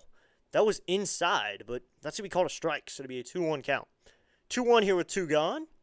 Bottom of the 5th inning. Nationals trail by 4. Last 6 games, Louie is hitting 500 with 5 home runs, 13 runs batted in, and an OPS over 1 at 1.788. Here's the 2-1. Louie checks, swing. Did he go? The runner's going to third. The throw is in time. He's out. So that got away from the catcher, Henry Davis. Nunez dives in a third on the play. They're calling that out number 3. We do want a challenge here, though. Nunez looks like he got in there. What are we calling here? Is that obstruction he's saying? Oof. Someone's injured here. Henry Davis is injured. Called ball 3. A throw down to third here because Nunez went on a pitch, or that's the umpire. Oof. That's the umpire. It's a 3-1 count here. But I think the runner's out anyway. Umpire got hit by that one, so that kind of hopped up and hit the umpire, got away from the catcher Davis, who checked on the runner and then throws it to third. Nunez had no intention of stealing third, gets away from the catcher, gets to it, throws it to third, and he looked to be out. So Nunez dives into third, was in there, and then loses control of the bag. That's got to be obstruction, though, because he blocked his hand was blocked from getting into the bag by the foot of. So they're saying he's out. Or they're saying obstruction. Yeah, they're saying obstruction here. So it'd be a 3-1 count with a runner at third with one gone. Sliding into third was Nunez. He dove into third, but it looks like the foot of Gonzalez got in his way.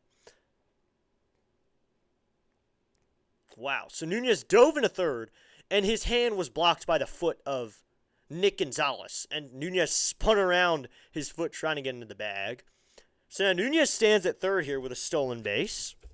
And now a runner at third here with two gone. Try to threaten to score here. Get some runs on the board. It'll be a 3-1 to Luis Garcia Jr. Chances are he's getting a hittable pitch right here. Why not be aggressive? Why not? Get on base. Be aggressive. Luis hitting .500. So far he's been hitting consistently. He has a strikeout and a flyout in today's game. Why not try to just rip right here on a 3-1 count unless you don't get a good pitch? The third base umpire here is Nate Tomlinson. He's explaining that there was obstruction on the play. So runner at third with two gone. Umpire seems to be talking to him about it. So it'll be 3-1 here. Coming set is Ashcraft. It'll be a 3-1 to Louie. Here's the pitch. And Garcia swinging a ground ball. This is down the first base line, but that one will go foul. So it'll be a 3-2 count. So the Nationals have another chance here on a 3-2 count with two gone. Yes, that's exactly what they needed there as Garcia fouled that one off. Get another good hit. So it'll be 3-2 with two outs. Nunez doesn't need to be on the move. He's not forced home. Yesterday, the Nationals had 5 home runs, which is really awesome. Full fireworks show. Last game, you had 2 from Lyle, 2 from Louie, and then 1 from Tenna. Lyle and Louie both with a dual home run game, a duo to both have 2 home runs in a game. Really cool to see. So it'll be 3-2, 2 outs.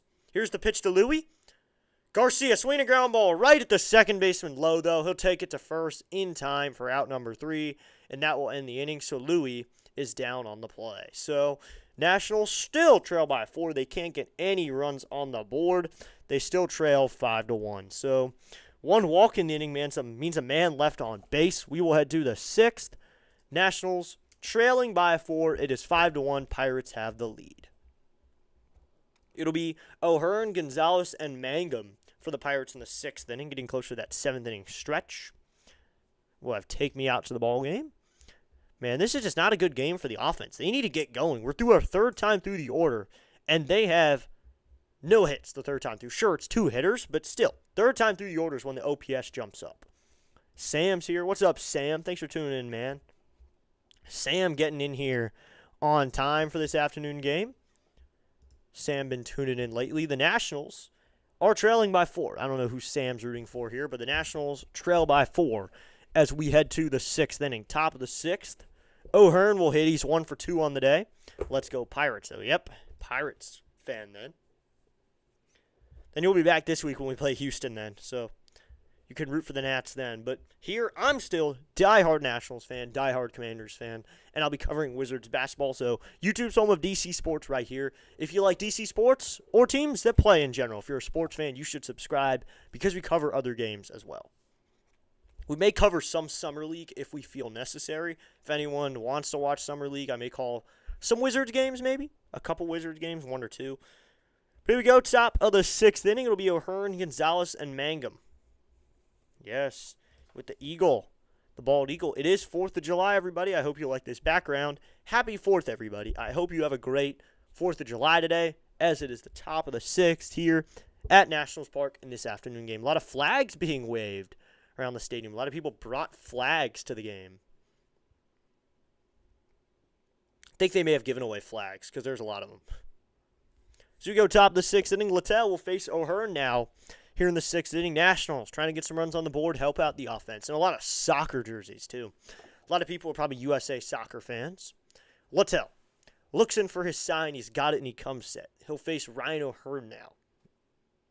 Here's the pitch, and O'Hearn blasts one out to center field. Going back is Cruz, and Cruz makes the catch.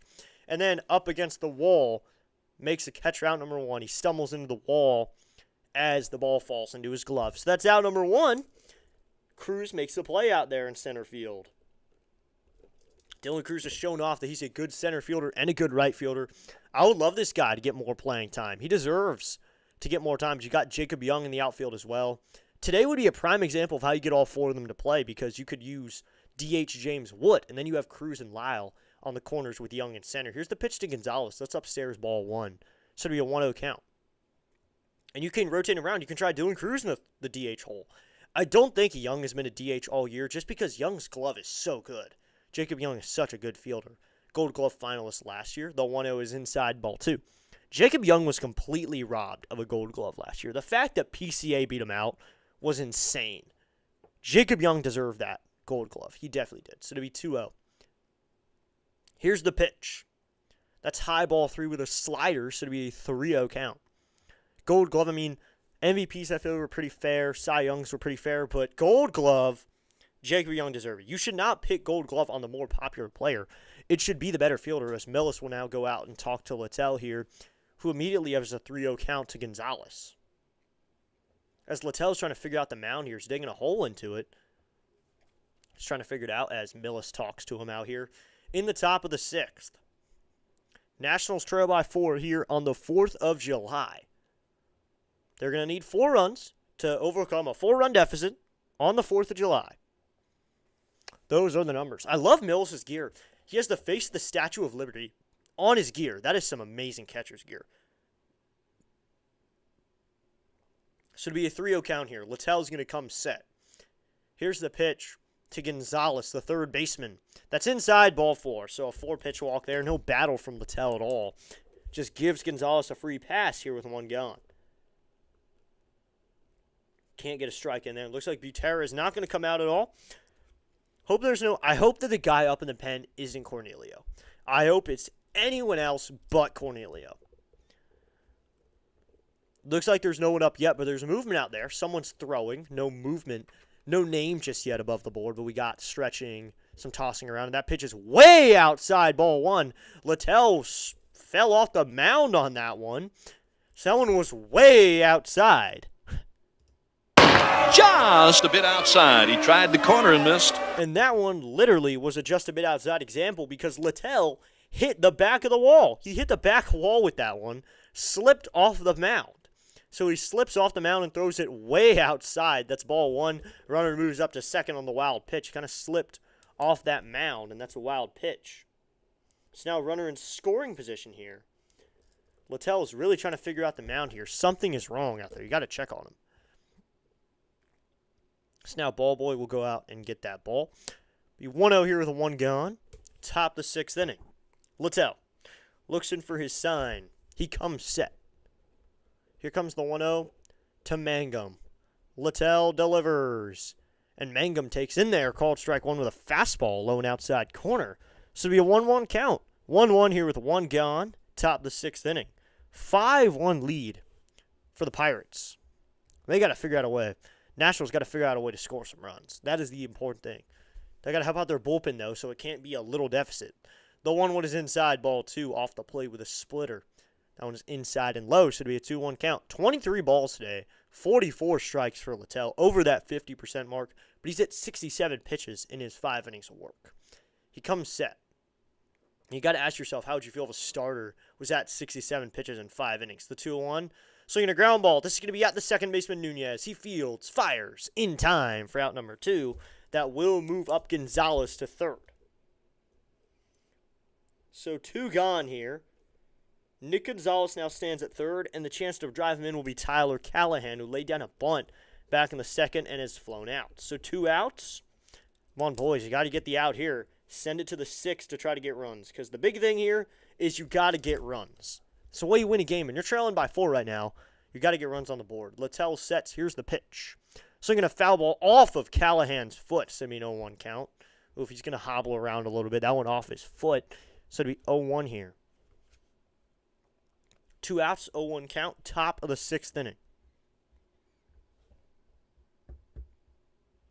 4-run deficit here for the Nats, and they have 69 pitches from their bulk reliever, Zach Littell, who has thrown more pitches in the game, so we can give you distance, but if he's not doing well, don't even let him give distance. If he's doing well, let him cruise a little bit. Don't need the bullpen, but if he's having a hard time, take him out.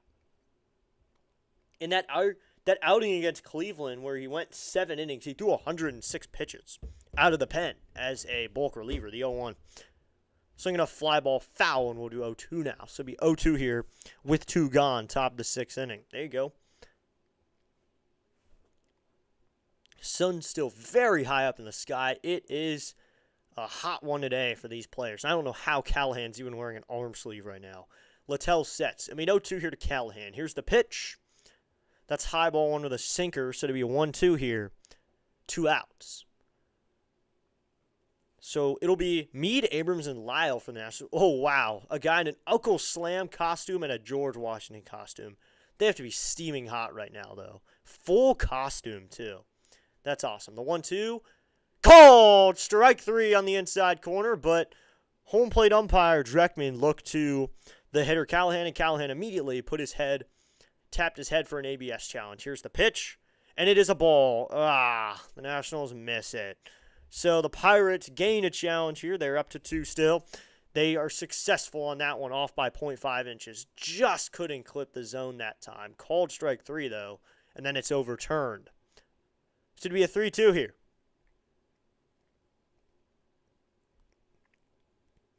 Or 3-2. I'm messing up on a lot. Should be 2-2 here with 2 gone. Here's the pitch from Littell. Swing and a miss. This time, he doesn't need an ABS challenge. Sit down, Tyler Callahan. And that's out number 3 in the inning. Littell with his 3rd strikeout of the afternoon sets him down. So the Nationals don't give up any runs. They strand a runner at 3rd. Nationals need some run on the board. They need a score here in the 6th. Get runs on the board now so you're not struggling to do it in the 8th. We've had good comebacks, though. It'd be nice to get a nice comeback win on the 4th of July. It's going to need to be a comeback win now. No runs on the board for the Pirates. 1 man left on base. A wild pitch moved him up to 2nd, and a ground ball moved him to 3rd. But the Nationals stayed out of any trouble there. So we'll head to the bottom of the 6th here.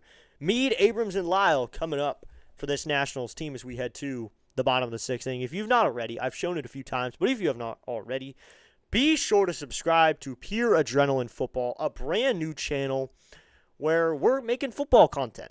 A bunch of content creators coming in, and we're covering football this year. So go over to that channel, go subscribe, help us out a little bit. That QR code takes you to the channel where you can subscribe. Right now, it's going to have all your favorite creators and teams coming together, kind of making a channel together. And then you got District Nation content.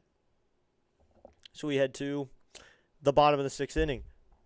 Banya Howada here says, I think we break Ashcraft this inning. Oh, that'd be great if we could break him right here.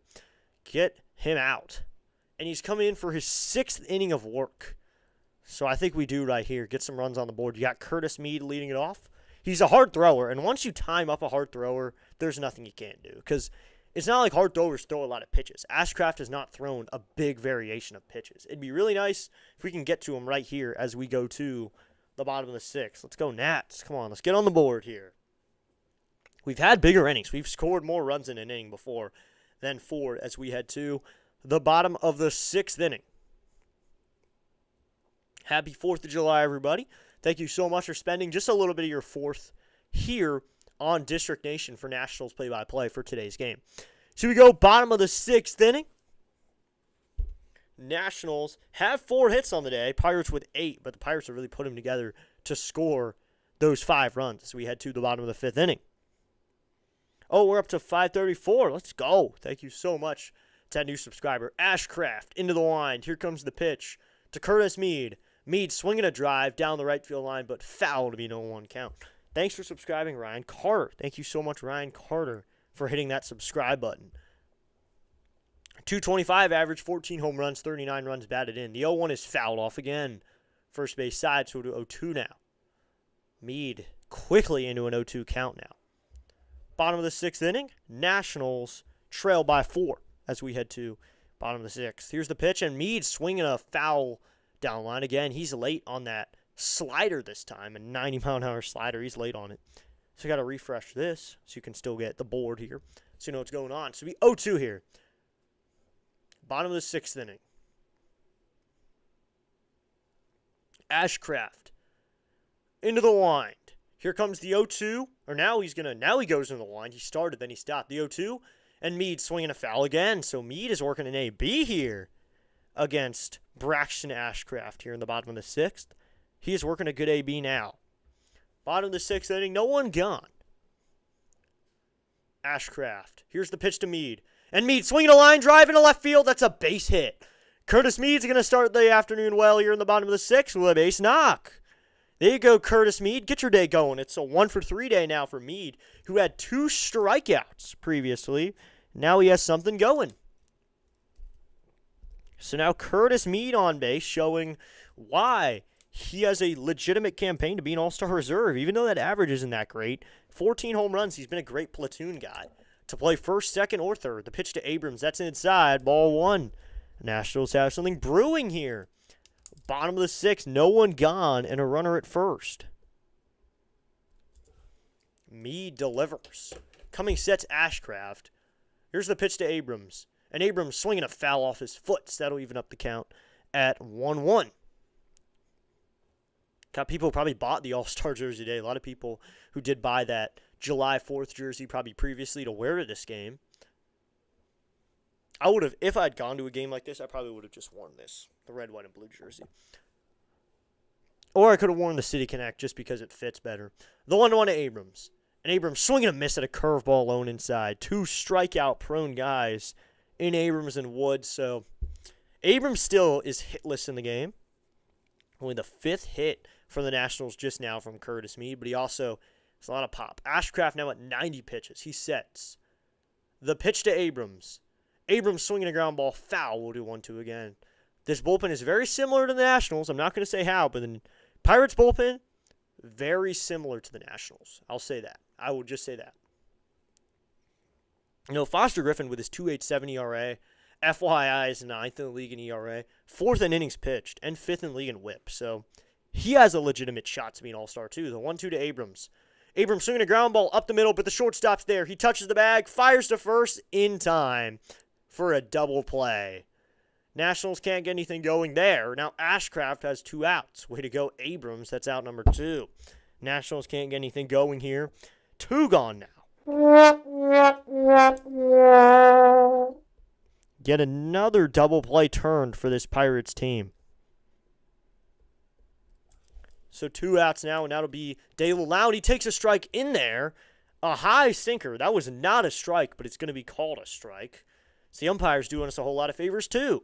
Here comes the 0-1 to Dalen, the pitch, and Lyle swinging a line drive to right field. That's a base hit. So Dalen Lyle delivers with a hard line drive to right. That's his 2nd hit of the day.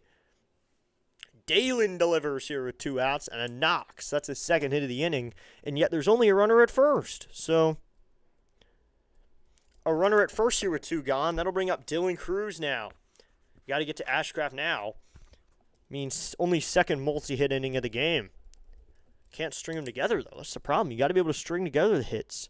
So now pitching matchup here is going to be changed. Ashcraft here is calling a new arm. So Braxton Ashcraft is done after 5 2/3. This bullpen is going to take over for the Pirates. It's going to be Ramirez to come in for the Pirates now. Braxton Ashcraft will get a nice ovation, at least from the third base side, as Ramirez will come in here. 5 2/3 are worked by him. There's now a runner at first here. 5 hits, 6 hits given up. Wow, he did give up 6. We don't know his run total just yet. He did walk 2 guys and had 7 strikeouts. Got to admit, good outing from him on this 4th of July afternoon game, especially when you have to battle starting earlier than ever. Probably had to get to the stadium much earlier than they usually do for an 11 game.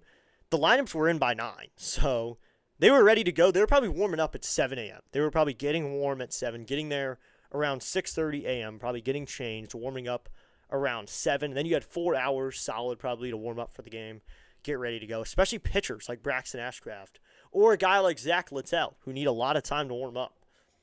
And this was an early game, so kudos to them.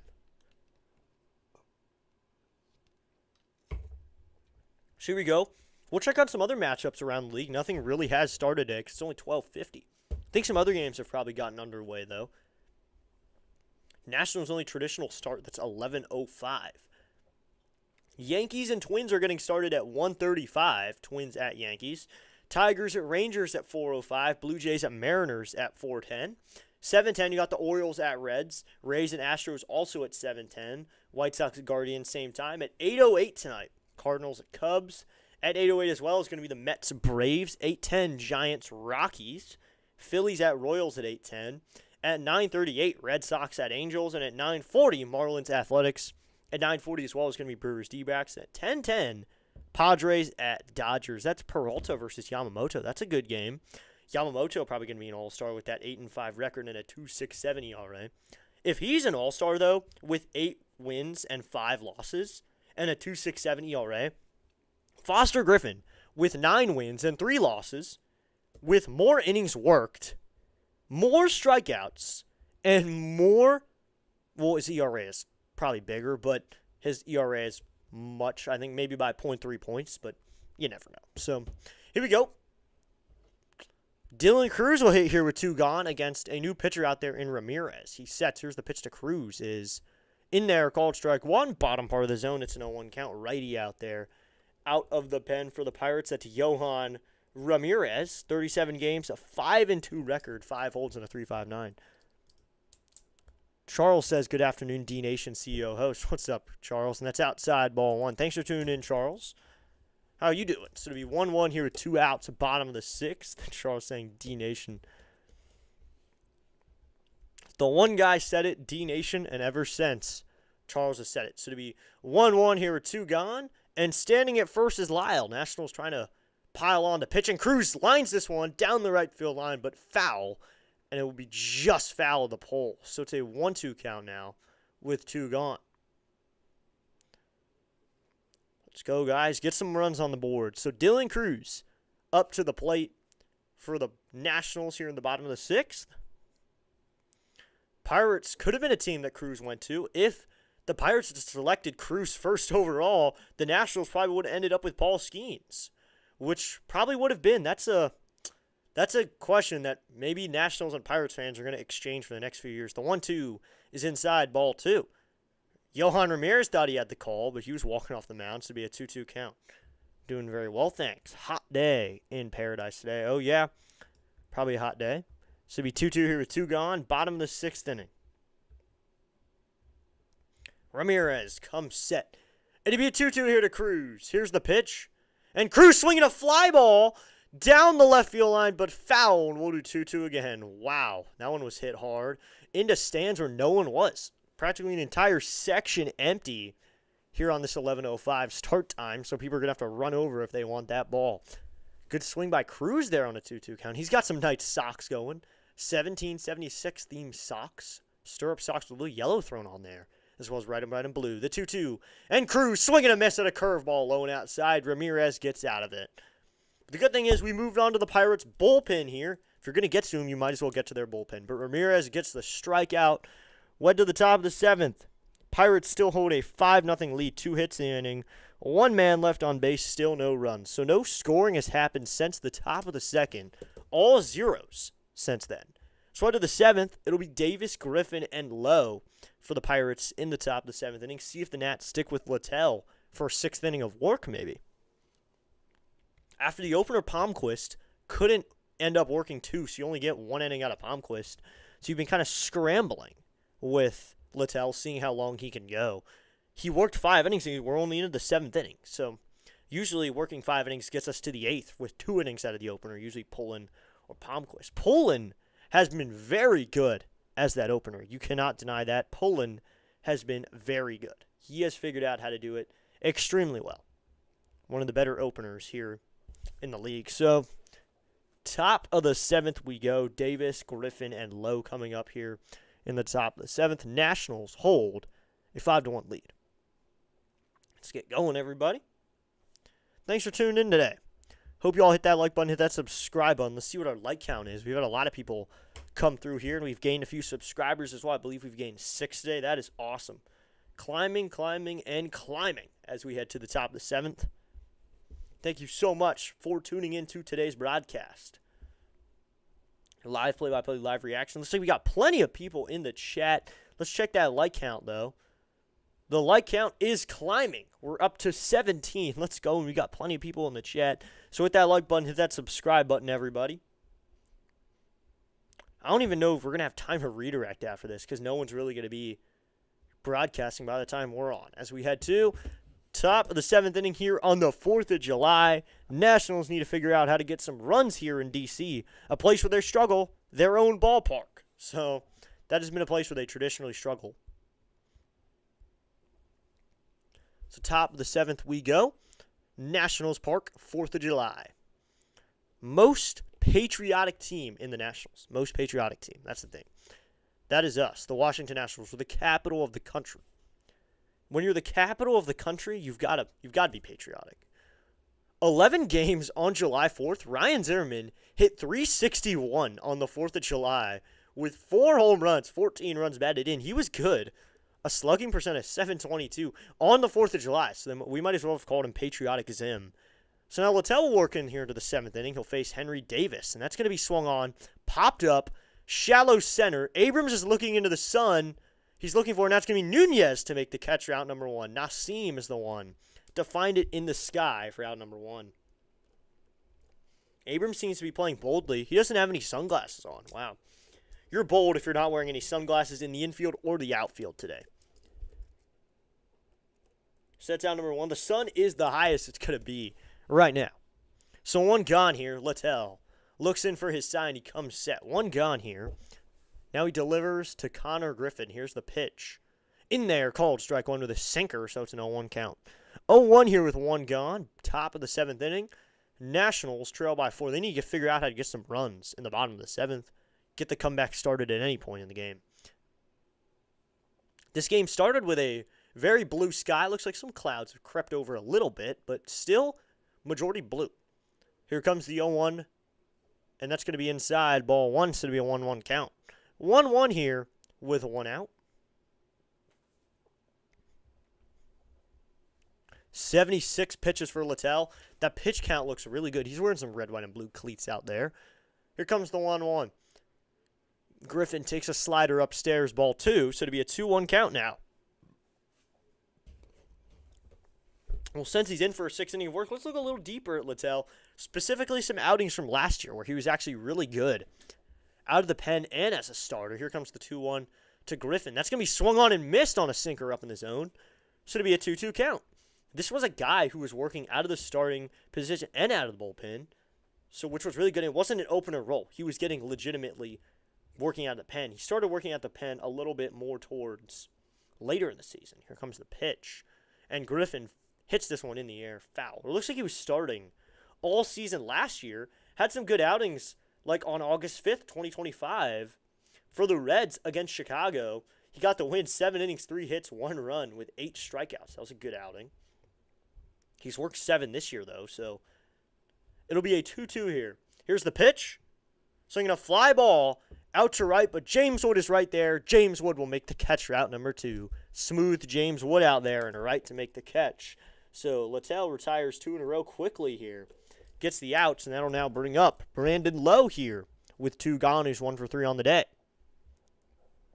Top of the 7th, Nationals trying to put runs on the board when they come up, and one of the parts of that is holding the Pirates to only 5, so the deficit stays at 4 this entire game. So 2 gone. That'll bring up Brandon Lowe now. He's 1 for 3 on the day. And Lowe takes a sinker low. Ball 1. Lowe takes one low. Now, that was a really good joke on my part. Really, really good joke. This will be a 1-0 here, 2 gone. Littell set at the letters. Here comes the pitch to Lowe. That's way high. Ball 2 with a fastball at 91. Stays up way upstairs, so to be a 2-0 count now. I wonder when they're going to get tarps off going here in Nationals Park. A lot of people probably have taken their shirts off. Come set is Littell. Tarps off probably getting going in right, especially on a hot day like this. Here's the pitch. High ball 3 with a slider, so to be a 3-0 count now. 3-0 here with 2 outs. Haven't seen it on the screen as much, but I'm assuming on a hot day like this, we'll probably get one in the 7th inning stretch. 244 average for Lowe with 20 home runs, 60 runs batted in. Here's the 3-0 to Lowe. Called. Strike 1. Sinker just clip the top part of the zone, so it'll be a 3-1 count. If Littell could get a 1-2-3 here, that'd be really big and really helpful for this offense to be motivated. And they're facing the Pirates' pen now. Here comes the 3-1. So they're going to foul off and it'll be a 3-2, so he goes 3-0 to 3-2 now. 3-2, 2 outs. The hypothetical runners on base will be moving on the play. 3-2 here with 2 outs. Let's go Nats. Come on, boys. Get the runs and get the out right here. Come on. Hey, oh, let's go. Hey, oh, let's go. 3-2, 2 outs. Littell, come set. It'll be a 3-2 here to Lowe. Here's the pitch. Swinging another foul off. So we'll do 3-2 again. Good AB here by Lowe. He's worked a quality AB now. Littell now at 86 pitches. So you're got to assume this is his last inning of work. And we'll turn it over to someone like P.J. Pullen for the 8th. Or if Pullen's going to be the opener tomorrow, you don't turn it over to Pullen. You'd probably want to go to a righty. Maybe they'll go to Justin Lawrence for his second day in a row. Littell, come set. It'll be a 3-2 here to Lowe. Here's the pitch. Swinging a ground ball. This is going to be hugging line, but Louis makes the play, and he'll flip it up to Littell, covering the bag for out number 3, inning over. The Nationals get a 1-2-3, 3-1. Louis makes the play. That is out number 3 on a ground ball to him. So we go. It's time to stretch, everybody. 7th inning stretch time here from District Nation. We're bringing you the 7th inning stretch. We'll be back in just a moment right here on District Nation after the 7th inning stretch. Hope everyone has had a great 4th of July thus far in the ball game. We got the 7th inning stretch right here on District Nation.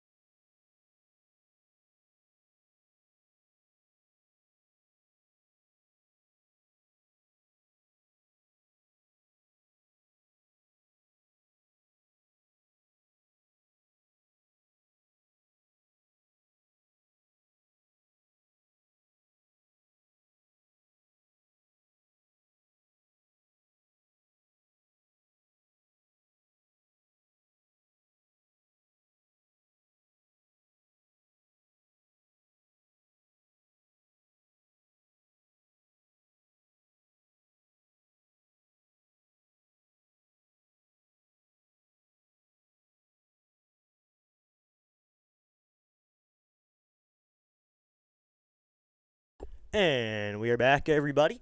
Long 7th inning stretch there. Nationals Park does a long 7th inning stretch during 4th of July, and we are back. Garrett Wright saying Nationals would come back. Watch, let's go. We need a comeback. I would love a comeback right here. I'm a Nats fan, so that's what I want, Garrett. I would really like a comeback here. It'll be for the Nationals, Tenna, Millis, and Nunez in the bottom of the 7th. Nice and hot day here from D.C.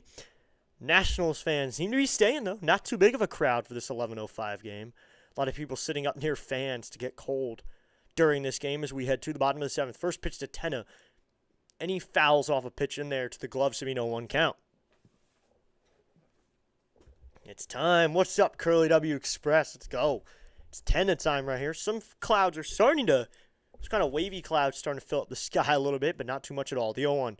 And Tenna takes a sweeper in the dirt, ball 1. Yes, Curly W Express here. He wants to come back. Curly W probably knows all about our very early games here in D.C. at 11:05 every July 4th. This should be a 1-1. Ramirez comes set. Johan Ramirez. The pitch to Tenna. Tenna takes a sweeper in there, called strike 2, so it's a 1-2 count. 1-2 here with no one gone. Bottom of the 7th. Pirates have a 4-run lead. Nationals 3/5. This would make them fall to 2 if they lose today, but they want to win today. Here's the 1-2. And Tenna swinging a foul ball, so do 1-2 again here. Well, against the righty, they probably want a guy like Tenna up to the plate. And Millis will be hitting, and then Smunez will hit in the 9th. Or, excuse me, hitting 3rd, hitting 9th in the game. A lot of fans out, a lot of kind of necklace fans, a lot of portable fans. People need some air. Coming set is Ramirez, the 1-2 to Tenna. Outside, ball 2 with a fastball at 97. So that'll even up the count at 2-2. It's like Mason Montgomery up in the pen for the Pirates, or at least standing up, getting ready to go. It'll be a 2-2 here. Here comes the pitch. Johan Ramirez. He delivers. Tenna takes a curveball way outside, ball 3. That one not even close to the zone. Just a bit outside. He tried the corner and missed. So Montgomery has a 4.54 ERA. If he comes into this game, the Nationals should be ready to eat. Johan Ramirez is the guy into the game right now, though. It'll be a 3-2 here to Tenna. Here's the pitch. Outside, ball 4. So Jose Tenna gets the bottom of the 7th going with a walk. So a base runner for the Nats here in the bottom of the 7th. They've been trying to piece them together, but they can't really get going much right now. They just got to piece them together. Put these together. 535 subscribers. Let's go. We just gained another. We are now 5 away from 540. Checking back in. Looks like Littell did pretty well. I mean, yeah. Palmquist got 4 of the runs, so Littell really went 6 innings. Here's the pitch to Millis. That's upstairs, ball 1. Mr. C really made me think about it. 6 innings. 1 run. 1 run is all he has to account for, and he came into a bases loaded, no out situation. And in the end, he only got 1 earned run. So, yes, Mr. C, he did do pretty well in the bulk reliever strategy. Here comes the 1-0, and Millis takes a sinker in there, called strike 1. It'd be a 1-1 count. I mean, Tenna is always a threat to steal. You might see him get moving here, try to stay out of the double play. But you don't want to be too aggressive here. You don't want to get a runner out on the base paths. If it was Wood or Abrams, I'd be thinking differently, or even Nunez. But you want to keep that run out there. The 1-1. And Millis takes a sweeper inside, ball 2. He gets out of the way, so it'd be a 2-1 count. 2-1 here, no one gone. Runner at first. Bottom of the 7th. Nationals could use a little rally. We need to eat this inning. Yeah, we need to eat. 2-1 here, bottom of the 7th. Let's go, Nats. Come on, boys. Get some runs on the board. Find it, boys. Millis steps up to the plate here. Nationals have had some success here on July 4th. Last year, they played the Red Sox at home for July 4th. Here comes the 2-1. And Millis takes a sinker up high and out, ball 3, so it's a 3-1 count. Let's go. We just gained another sub. We are now 4 away from 540. We're at 536. So 3-1 count here to Millis, who is a good hitter. That's the thing. He's a good hitter. It's just he doesn't get too many good pitches to hit, especially using the 8-hole. Nunez on deck. The 3-1 is upstairs, ball 4. So the tying run is now going to be on deck with Nasim Nunez coming to the plate. 2 runners on. Ramirez gives up 2 walks. Manager doesn't look like he's going to come out of the pen. He's going to let Ramirez probably face another. It's going to be Nasim Nunez, who also is a threat to bunt at any moment in a game. What is the number? That is Jacob Young and Luis Garcia Jr. Jacob Young, what is the number? Washington. So for Young is 30. Here's the pitch to Nunez. And Nunez takes upstairs ball. Wants to be a 1-0 count. Young wears number 30. Louis wears number 2. Luis Garcia Jr. is 2. Jacob Young is 30 for the Washington. Yeah. Millis at first. Tenna at second with no one gone. 236 average. So looks like we're getting a mound visit here. Catcher Davis is going to go out to visit his guy Ramirez. Bottom of the 7th here. No one gone. The Nationals trying to put some runs on the board here. They have the tying run on deck in the form of James Wood, though. So, if anything, James Wood is the guy to go to right now. 1-0 here, no one gone. July 4th game right here on District Nation. James Wood is 1 for 2 on the day with a walk as well, but a home run. So, it looks like Mason Montgomery still getting loose out there in the Pittsburgh bullpen. Coach probably just came up and said something too, and it could be, hey, you're going in for the next hitter. They probably may want him to face a Wood. It'll be a 1-0 here. Ramirez comes set. It'll be a 1-0 here to Nunez, who bunts and gets on base a lot. Here's the pitch. And Nunez swinging a ground ball to the second baseman. He takes it to the shortstop. The throw to first. In time. No. Tenna up to third on the play, but that's a double play for the Pirates. That is their third turn double play of the afternoon. This is why we can't string anything together, because every time we get a good runner on base, we ground into a double play. So 2 gone now, a double play, 4-6-3. Good play by the second baseman. Lowe made the glove flip to the shortstop Griffin, and that's out number 2 and out number 1. So Millis is out. That'll bring up James Wood with a runner at third. So much for eating this inning. 2 gone here. Here's the pitch to Wood. And that's outside, ball 1 with a curveball, so it's a 1-0 count here. They just can't get anything going. So it'll be 1-0 here, 2 gone. Ramirez sets. Here's the pitch to Wood. And Wood takes a changeup inside, ball 2 to be a 2-0 count. So now you have Tenna standing at third, though. 1 run is good still, but, I mean, we ground into a double play, which is probably the last thing you'd want, and that's our third double play of the game. We always do it when there's a runner at third, too. Whenever there's a runner in scoring position. It'll be a 2-0 here. Here's the pitch to Wood. Wood takes a sweeper in there called strike 1, so it'll be a 2-1 count now. 2-1 here with 2 outs. Bottom of the 7th inning. Nationals trying to get something going here. They broke the fork. Yep, exactly. Here's the pitch, and Wood takes a curveball in there called strike 2 on the outside corner. So to make a 2-2 count. 2-2 or 2 outs. Deuces situation with Wood up to the plate. Ramirez on the mound. Maybe a 2-2. Ramirez sets. The 2-2 here to Wood. Here's the pitch.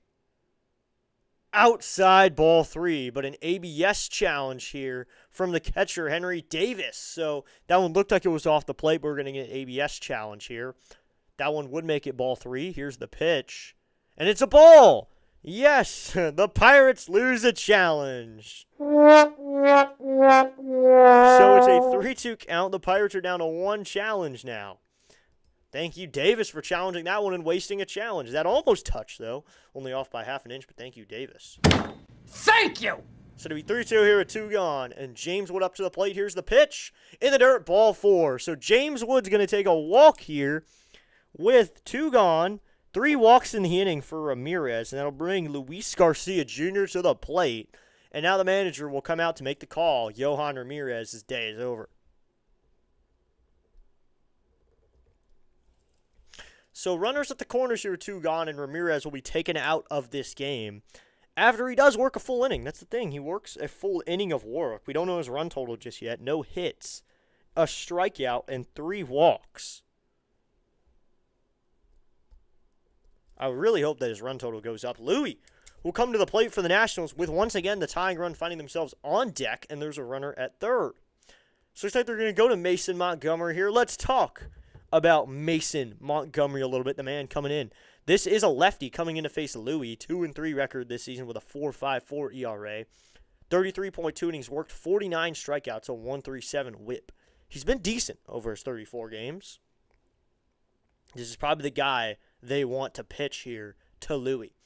Louis, looking at the numbers just a little bit. Let's look at the more advanced numbers. I like looking things like that. Let's look at some splits here. Against lefties, he has an average of 242. Against righties, he has an average of 288. When he has runners on first and third, he is hitting 333, though. So that's good for him. And when there's runners at first and third, he has 2 hits, both of them being singles thus far in the season. And that also is 5 RBIs. That's just some numbers on him in this situation. Good splits so far for that, at least. Louis has been good. Louis is, you have a home run in you. Yep. Well, let's not jinx it just yet. Hopefully, just think single right here. Single up the middle, drive in at least one. Drive in one of the runs right here. Drive in just one. Find something here, get a good pitch, drive in a run. That is my opinion here. As Luis Garcia Jr. will take to the plate here. But it looks like we might get a pinch hitter here. Wow, are we going to pinch hit Andres Chaparro here? They're really going to take out one of their best hitters. There's no way. They're showing highlights of Chaparro. Is Chaparro going to pinch hit? No, Chaparro's pinch hitting here. With 2 gone, a lefty and Mason Montgomery taking over. Andres Chaparro is going to pinch hit here with 2 gone. Wow, that is a bold move. Bold move, Cotton. So, Mason Montgomery, the lefty, will now face Andres Chaparro. Very low average for Chaparro, the pitch, and that's in there, called strike one with a curveball. That is one of the most bold moves I've seen that we could make. As Mason Montgomery is going to take over now, lefty out of the pen. Subbing out a guy who has been hitting .500 over his last 2 games for Andres Chaparro. Here comes the 0-1 to Chaparro. Swing and a miss at a curveball inside. It'll be an 0-2 count. Chaparro is hitting .170 with a home run and 7 runs batted in with a .626 OPS. And we're hitting him right here. 0-2, 2 outs. I mean, I would rather have Louis up in this situation. It looks like Tarp's off. They got a whole group up there. There's a big group there. Some Tarp's off. Montgomery sets. The 0-2 to Chaparro. In the dirt, ball 1. Runners will stay here. Runners at first and third. Montgomery takes over in the 7th inning for this squad. Looks like Curtis Mead still stands on deck. They probably want the righty to face him. It'll be a 1-2. Here's the pitch, and Chaparro swinging a miss at a curveball away. That is why you don't pinch hit a guy who's hitting .500 for a guy who's hitting .170, despite the matchup, to a guy who's still hitting .240 against lefties. Has not been doing terrible against lefties, and the Nationals decide to pinch hit. 1 to the 8th, the Nationals can't get any runs there. 3 walks in the inning, and they can't string anything together. No hits in the inning. 2 men left on base there. 1 man left in scoring position as well. The Nationals continue to just leave guys at base. That is 7 runners left on base, and we're through 7, and they have 1 run. We could be winning this game by so much more, and we were losing 5-1. So, here we go. That is just, what's up with this pinch? Exactly. Why would we pinch hit Andres Chaparro for Luis Garcia Jr. when Andres Chaparro is hitting .170 and Louis has a streak of .500? He's a .500 stretch. Butero's going to have to explain himself during the post-game conference of what his logic was there. I mean, I get the lefty-righty matchup, but he's hitting .170. Why take Louis out? Exactly. Why'd they take Louis out? For a lefty-righty matchup. My opinion would be very different if it was Curtis Mead pinch hitting. If it was, we're going to sub in Curtis Mead, I get that. Because Curtis Mead's a good hitter.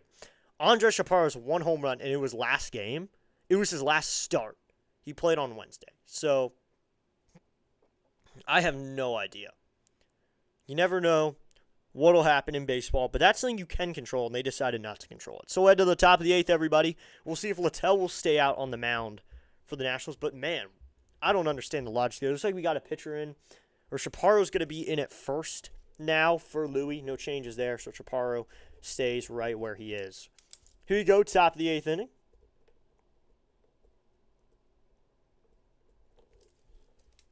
I mean, the pinch hit, that was not a good choice because Louis is a very good hitter. Luis Garcia Jr. is a very, very good hitter. It looks like a lot of tarps offs going all over the field. So many people have taken their tarps off. And some Pittsburgh fans as well. As we head to the top of the 8th, the Nationals trail by 4 here in the top of the 8th inning. Looks like some Pirates fans wearing some U.S. gear as well. I mean, if you're wearing USA gear, this is a day for us all to unite. So, oh boy. Oh no. Oh no.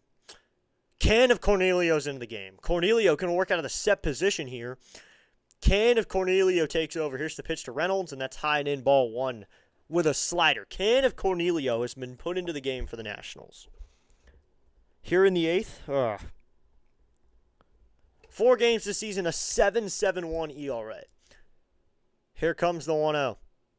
Swing and a miss. He gets the swing through that one. It'll be a 1-1 count. So, Riley Cornelio, newsflash, just got someone to swing and miss. All he has is a 4-seamer and a slider. Can of Cornelio will take over. Here comes the 1-1 to Reynolds. That's in the dirt, ball 2. It wasn't a good choice at all. Yeah. I don't know why we pinch hit in that situation. What could go wrong? Exactly. What could go wrong here? He's pinch hitting. What could go wrong with Riley Cornelio on the mound? Here comes the 2-1 as he comes set. Here's the pitch to Brian Reynolds. Swinging a chopper. This is to down the first base line. Millis fields it. He goes to first off the glove of Chaparro. So that was thrown to first. Chaparro can't make the play. So now there's a runner at first here with no one gone.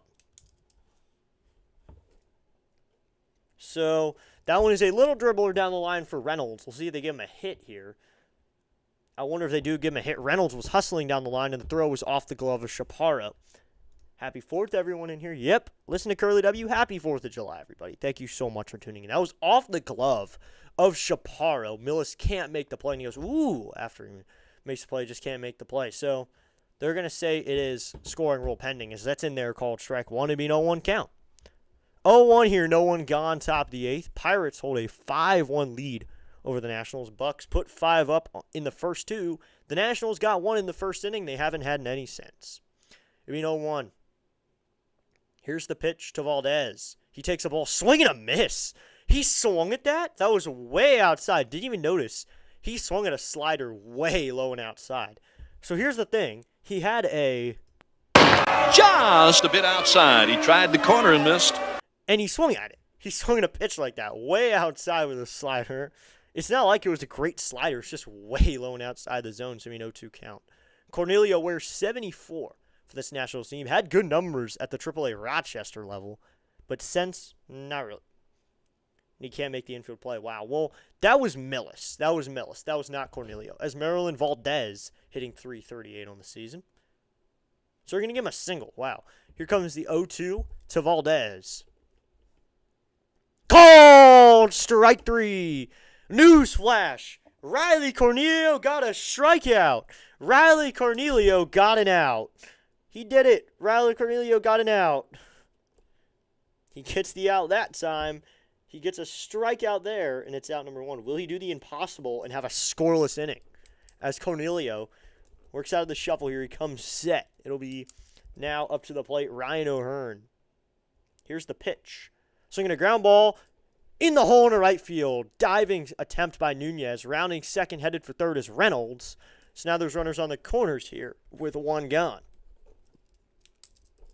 Good swing that time by O'Hearn. Just takes it down the line. Nunez can't make the plays. It's between first and second, hit hard.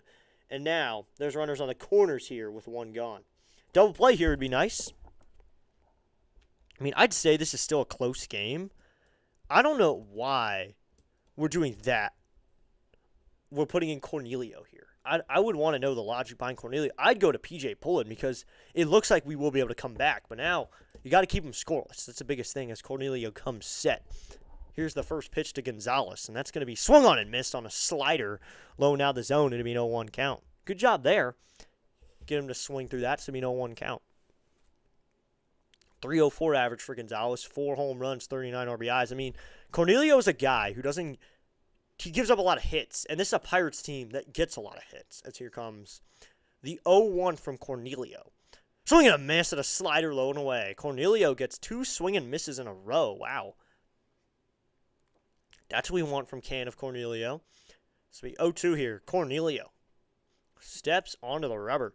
I wonder if they'd send him out for the 9th if the Nationals can respond with any runs in the 8th. So Cornelio sets.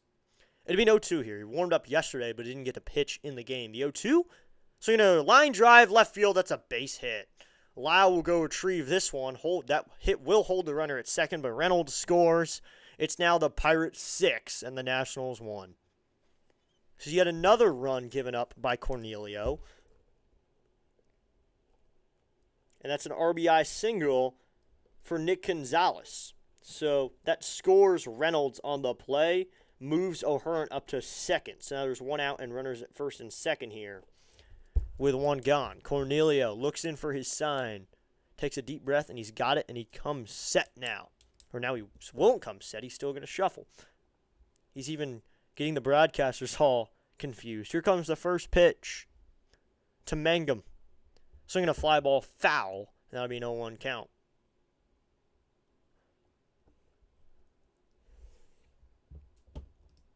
Now that it's 6-1, why not send Cornelio out in the 9th? We can lose with anyone. Yeah, I mean, if we actually respond, then you got to throw someone else out there, because this is no longer that we can lose games. We can afford to lose. We can afford to leave Cornelio out there to get experience. No, this is a team that in a couple weeks could be in a wild card spot. So we got to be competing. So if we put up runs, here's the 0-1. Swing and a miss at a fastball at 97 up in the zone. It's an 0-2 count.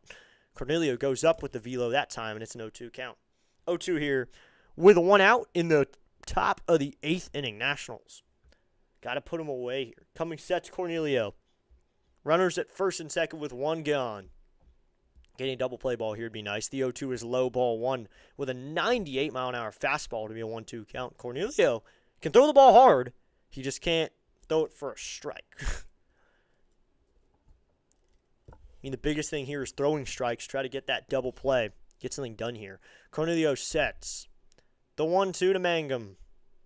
Swinging a ground ball. This is to the second baseman, Nunez. He goes to second for one in the hole. And the throw to first will not be there. So that's out number 2.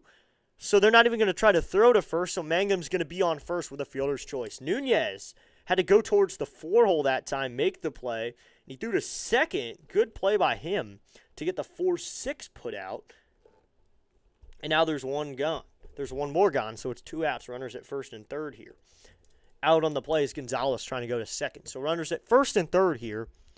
That'll bring up now Callahan. Tyler Callahan, the first baseman here, with 2 outs.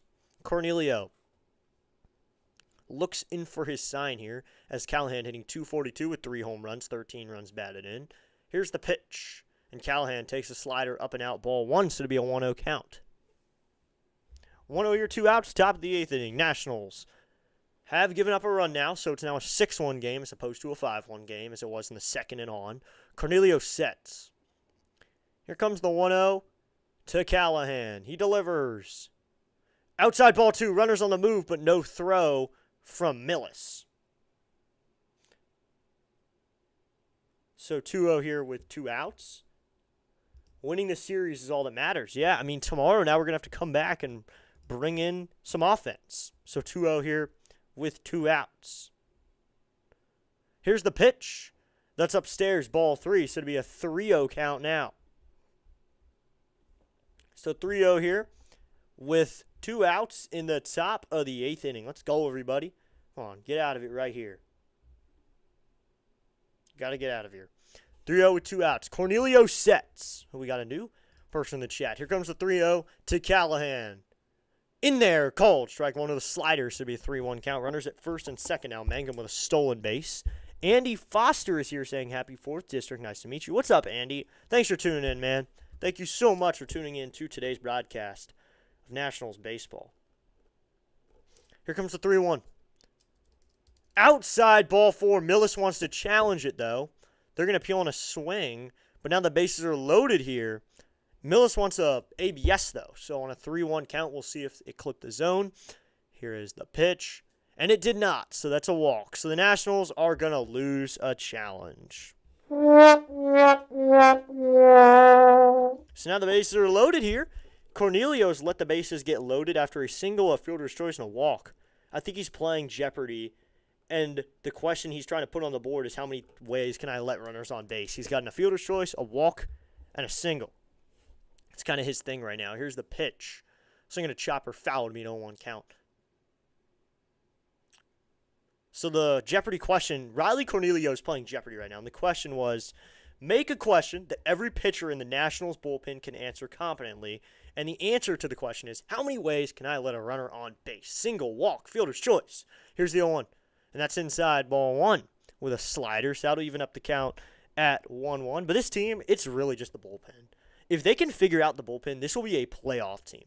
If they had all their saves, they would be the best team in the league at 58 wins if they saved all their saves.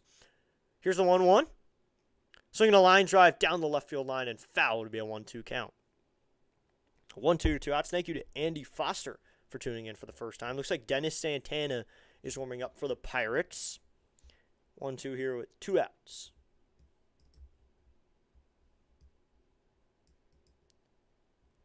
Coming set is Cornelio. The 1-2 to Davis. Down low, ball 2 in the dirt. So that'll make it a 2-2 count now. Happy 4th, everybody. Thank you so much to everyone who tuned in today for today's 4th of July broadcast. National is going to try to get you some fireworks in the 8th or the 9th inning. Get some runs on the board. Coming set's Cornelio.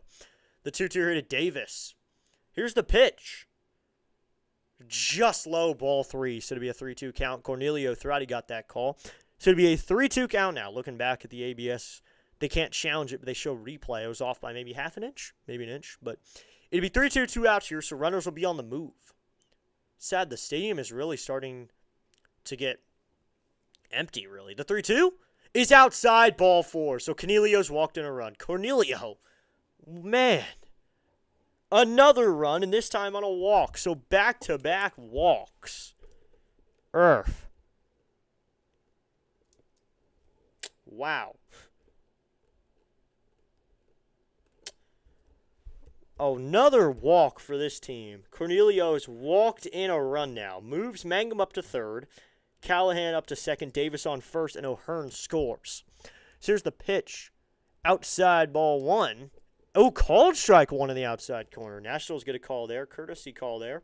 This will be 0-1. The Nationals now trail by 6 runs. It's now a 7-1 game. This will be 0-1 here with 2 outs. Here's the pitch from Cornelio. Swing and a miss at a slider low and out of the zone. It's an 0-2 count. Good pitch there from Cornelio to be 0-2 here. Coming over from CH, Sam, and Sham. Let's go. This will be 0-2 here. 2 outs, top of the 8th inning. Nationals got to get some runs on the board here. Come on. Coming set is Cornelio. It'll be 0-2 here to Konnor Griffin. Here's the pitch. Swing and a miss at a slider low and out of the zone. Cornelio pulls the string, and that's out number 3. Ends the inning. 2 strikeouts in the inning for Cornelio, who gives up 2 runs in the inning, and he makes it a 7-1 game. 2 runs on the inning. Surprisingly, only gave up 2 hits. Everything else was from walks and fielder's choices, or 3 hits, actually, 3 hits, no errors, and 3 runners left on base. So finally, we leave some Pirates on base, though. 2 more runs on the board for the Pirates. It's now a 7-1 game. I mean, this is not what this team wanted to see today. Just giving up all these runs. Come back tomorrow right here on District Nation. It'll be Miles Michaelis and Bubba Chandler for now. Miles Michaelis has appealed his suspension here, so he's going to get to pitch on Sunday at least. And then Cavalli should probably get to pitch on Monday then. So we're going to get to see Cavalli's next outing. But Bubba Chandler, Miles Michaelis on Sunday afternoon. Come right back here to District Nation for coverage of that game as we head to the bottom of the 8th. It'll be Meade, Abrams, and Lyle for the bottom of the 8th.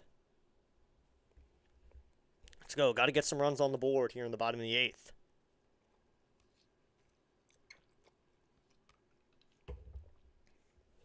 Let's go, boys.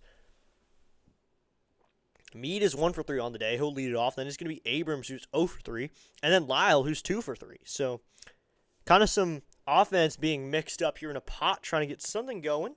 Get this Nats team some offense. Let's go, boys. Let's see who they face. Maybe we'll see a different pitcher, or we'll see the same arm in Montgomery. I wonder who we'll see.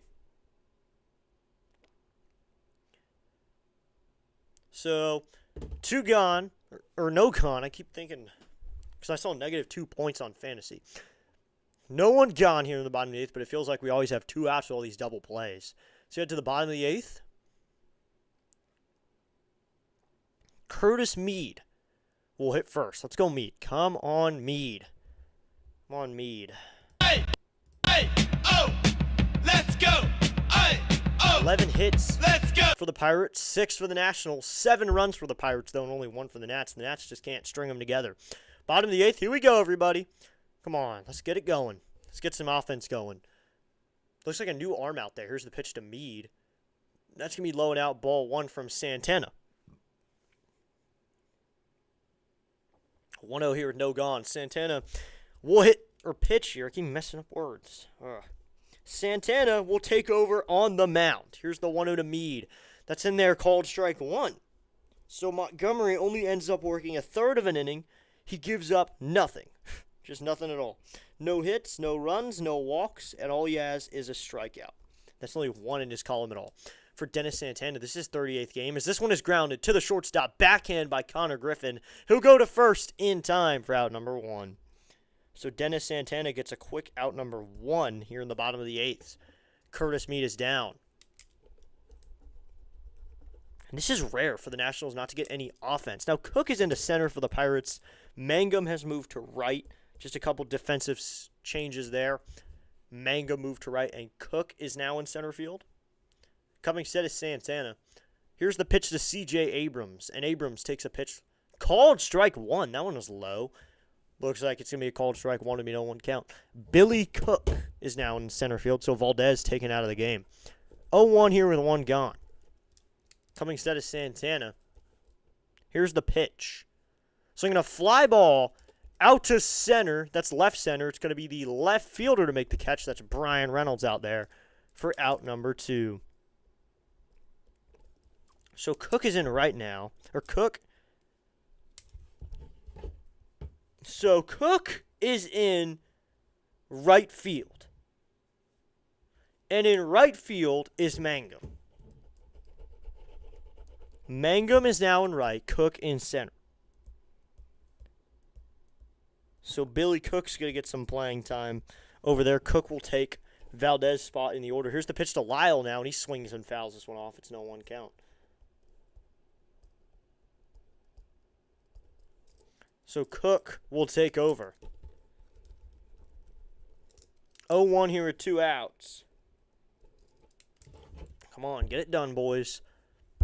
Lyle is 2 for 3 on the day, and that one's inside and high, ball 1.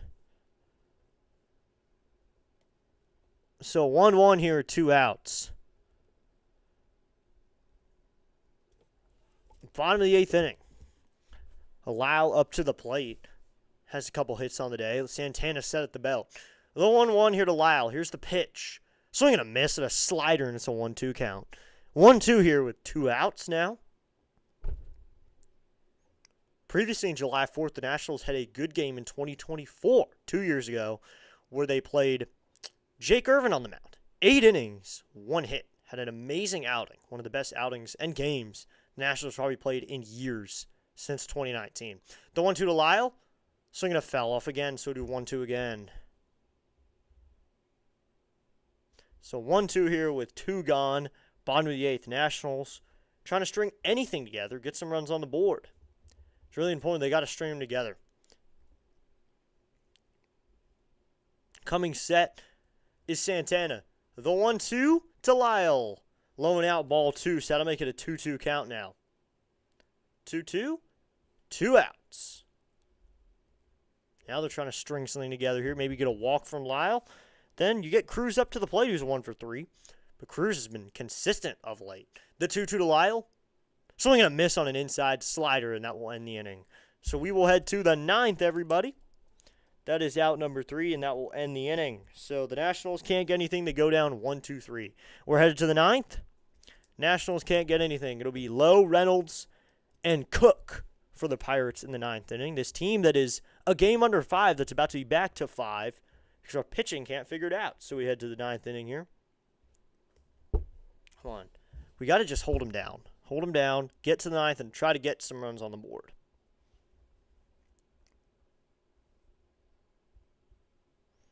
James Wood, looks like it was a third deck home run. He hit the leadoff home run. He got it to the third deck. Wow, on the leadoff home run. It bounced off the top deck and then came down to the second deck. So James Wood's probably going to get a red seat.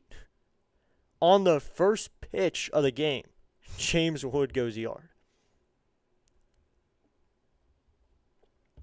So a lot of people talking about the 4th of July here.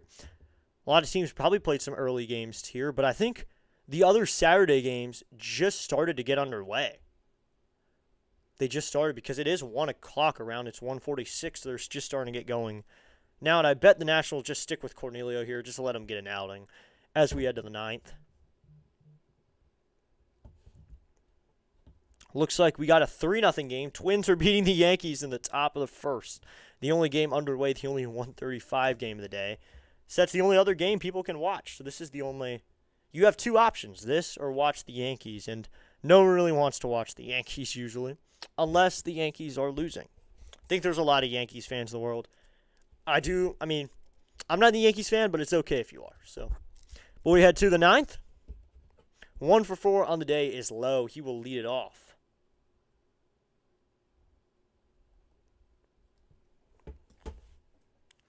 So now Cornelio will head back out there for the 9th inning. Just give him a second inning of work after he gives up 2 in the first and walks 2 guys in the inning. Got a fielder's choice. A couple hits in the inning. Here's the first pitch to Lowe, and that's a way high ball. One with a slider ball. 180 1-0 count. So it'll be 1-0 here with no one out. Lowe facing Cornelio. Cornelio now at 30 pitches. Here's the pitch to Lowe. Swing and a miss at a slider low and in the dirt. So it'll be a 1-1 count. 1-1 here with no one gone, top of the 9th.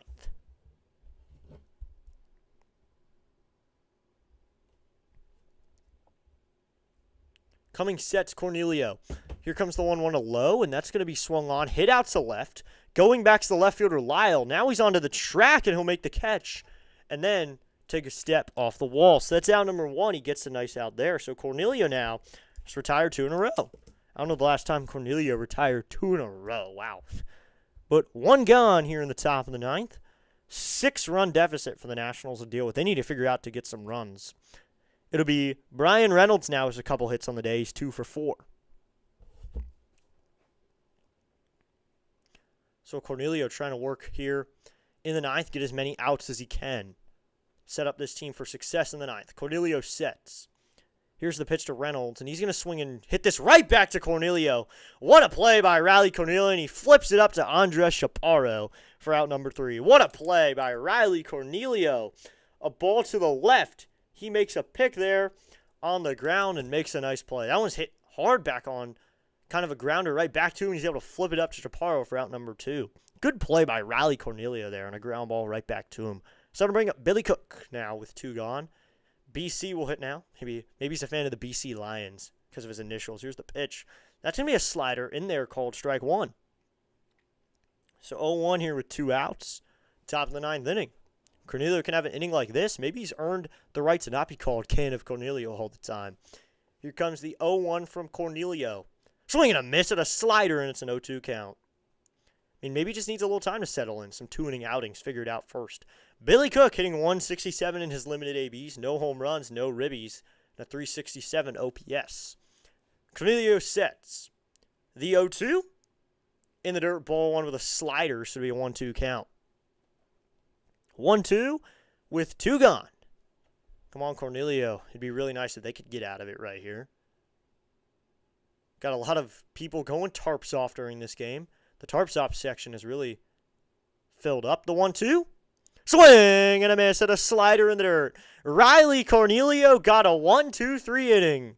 Riley Cornelio has done it. Set this team up for success. Wow, that's out number 3 and a strikeout there. So we head to the bottom of the 9th, everybody. Let's do it. Bottom of the 9th. Nationals set up for success. A 0 on the board. Trailing by 6. Let's see if they can get it. You know, if no success comes out of this, maybe this is not the best game we've ever played. We will still come back to this game. And I think I'm going to talk about Riley Cornelio in the 9th inning. A 1-2-3 inning from a guy who has not done well since coming up to the big leagues. Has been on the struggle bus the entire time he's been here.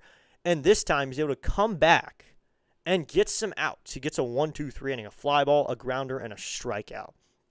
Good job by Riley Cornelio in the ninth inning. I mean, that eighth inning he struggled. He gave up 2 runs, but in the ninth he settles in. 3 guys, 2 of them he had already faced, and he got him out. So good job by Cornelio settling in and getting out of the ninth inning. So we'll head to the bottom of the ninth.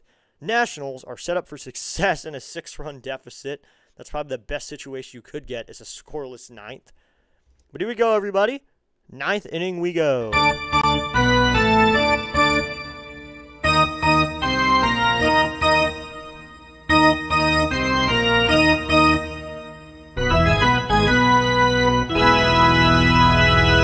we go. Bottom of the ninth. Bottom of the ninth inning will be Cruz, Tenna, and Millis for the ninth inning. I mean, honestly, at this point, why not pinch hit Ruiz, a guy who's been hitting for pop? Just let him pinch hit here in the bottom of the ninth inning, everybody. Let's do it. Get some runs on the board. I don't know if we're going to be able to redirect on this. Mr. C, are you calling the game tomorrow? I believe I am. I believe I will be calling the game tomorrow. And I should be able to call the Houston games as well. We will not be doing Sunday Night Baseball, though. I'd rather just relax on a Sunday, maybe watch it and go to bed. But we're not going to be calling it Sunday night. I'm going to be relaxing, but we got the game tomorrow, Sunday afternoon. So, Mr. C, hope to see you there for at least a little bit. Maybe just popping in while you're on vacation. But here we go. Bottom of the ninth, it'll be Cruz, Tenna, and Millis. Looks like Sanders is going to take over for Santana.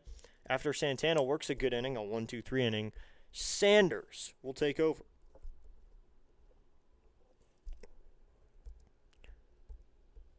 A lot of fans still hanging in for this ninth inning. Here's the first pitch from Sanders to Cruz. That's in there, called strike 1. It'll be an 0-1 count here. Cruz is 1 for 3 on the day. He has a couple strikeouts and a hit. 232 average for him, 5 home runs, 17 runs batted in. The 0-1. Cruz takes a slider in there, called strike 2. So it'll be an 0-2 count. Bottom of the ninth, no one gone. Let's go. Come on, get out of it here. Sanders looks in for a sign. He wears goggles on the mound. He comes set. Here comes the 0-2 to Dylan Cruz. Cruz swinging a miss at a slider in the zone. So a 3-pitch strikeout is how this inning gets underway for the Nats. It's not good there. Cam Sanders, only his 8th game. He has a 7.04 ERA over only 8 games. No holds yet, so if you want to get to a guy, this is probably the guy you want to get to. But with 1 gone in the bottom of the ninth, they got to figure it out. The pitch to Tenna is outside, ball 1, so it's a 1-0 count. Here we go, everybody. Get on the board here. Just get on the board. Get some runs. 1-0 here with 1 on. Looks like there was an ABS from the Pirates, and it is overturned to a strike.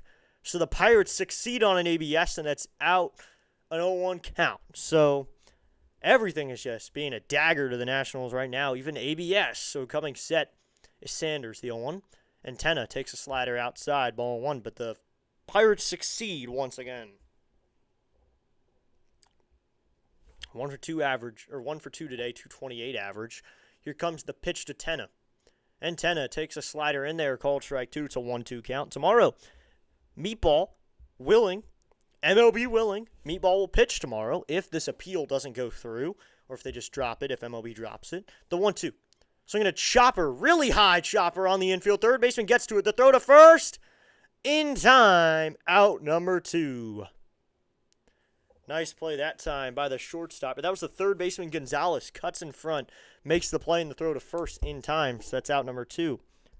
Really high chopper. Third baseman Gonzalez makes the play and fires it quickly over to first for out number 2. It is July 4th, so there's a happy message from Charles. It is July 4th. So here's the pitch to Millis, and that's outside, ball 1. 250 years of the country. It's an awesome time, and Charles saying 250 years. But 250, 250th birthday. And you celebrated the beginning of it with District Nation, the 1-0 to Millis. That's going to be in there, called strike 1. If it isn't Meatball, who will start? If they somehow do that, I predicted it would be Brad Lord. They let Brad Lord get the start because Lord hasn't pitched since Wednesday. He's had sufficient rest time. Here comes the 1-1. Millis swinging a miss on a slider inside, and the Nats are down to their last strike. He rested Thursday, Friday, Saturday. Starting on Sunday won't be bad. 3 days rest, worked 4 or 5 innings. and they'll need some bullpen arms. Good thing we only had to use 3 arms today. Only 2 bullpen arms in Palmquist and Cornelio. I thought we saved Cornelio for in case we needed a starter on Monday. The 1-2 to Millis. Here's the pitch. Low and in ball 2, because you can't use those roster spots. So you have to pivot to a bullpen game. You can't call up a starter for the day. I thought we'd end up using Riley Cornelio as a starter, get him a starting role, because he's a good starter. He's a decent starter. The 2-2 to Millis. Down low, ball 3, so now it's a 3-2 count. 3-2, 2 outs, bottom of the 9th, Nationals trying to get something going before this game ends. But I think we'd end up starting Lord probably tomorrow. The 3-2. Swinging a line drive up the middle, right at the shortstop, though. He plays it off a bounce, fires it to first in time. The Nationals go down 1-2-3 in the bottom of the 9th in a rare game where we can say the offense did not show up for the Nationals, and they lose this one 7-1. Ugh. So that is how the Nationals lose this one. Final score, Pirates 7 and the Nationals 1. They cannot get the win. But, I mean, a good way to celebrate July 4th. So, a good way to celebrate July 4th. We hung out today on District Nation. Thanks for celebrating a little bit of this great country's birthday with me on District Nation, because it was a Saturday, so this 11 a.m. game was actually rare. But now, MLB Network, I think Fox are presenting a lot of games nationally televised, so go check those out all day, because there's going to be baseball all day long today. The hot dog eating contest, I'm going to have to check who won that, but a lot of fun today. A lot of fun. The Nationals couldn't get the win. James Wood started the game with a bang, with a leadoff home run.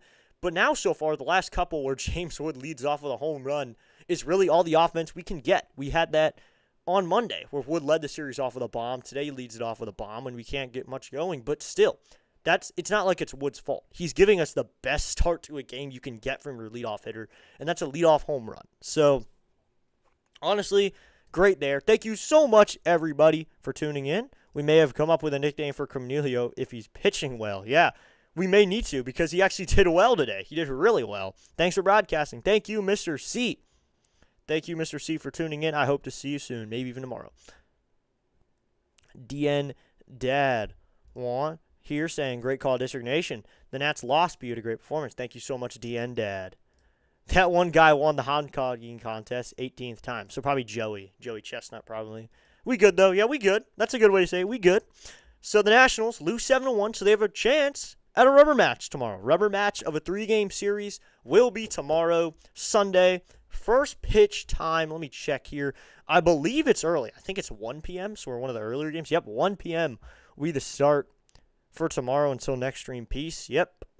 Thank you, everybody, for tuning in. I believe I'm starting my Sunday show tomorrow. We're going to be doing something, I think, 11 a.m. to 12 p.m. tomorrow. I didn't want to reveal that this early, but I think we're doing some sort of morning show, which I'm excited to do, so tune in for that as well. I think we're going to do that tomorrow. We may debut it this weekend or next weekend. I don't know which one. But thank you so much for tuning in, everybody.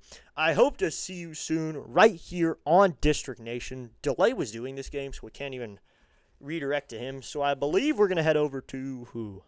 Who are we going to go over to? No one's really live, so I guess that's going to end the day right here on District Nation. That's going to be how we end today. So we're just going to end it here. Really no place to go. Thank you so much for tuning in. Return tomorrow around 12:50. We'll start the stream, start the pregame show. But the Nationals fall to 46-44.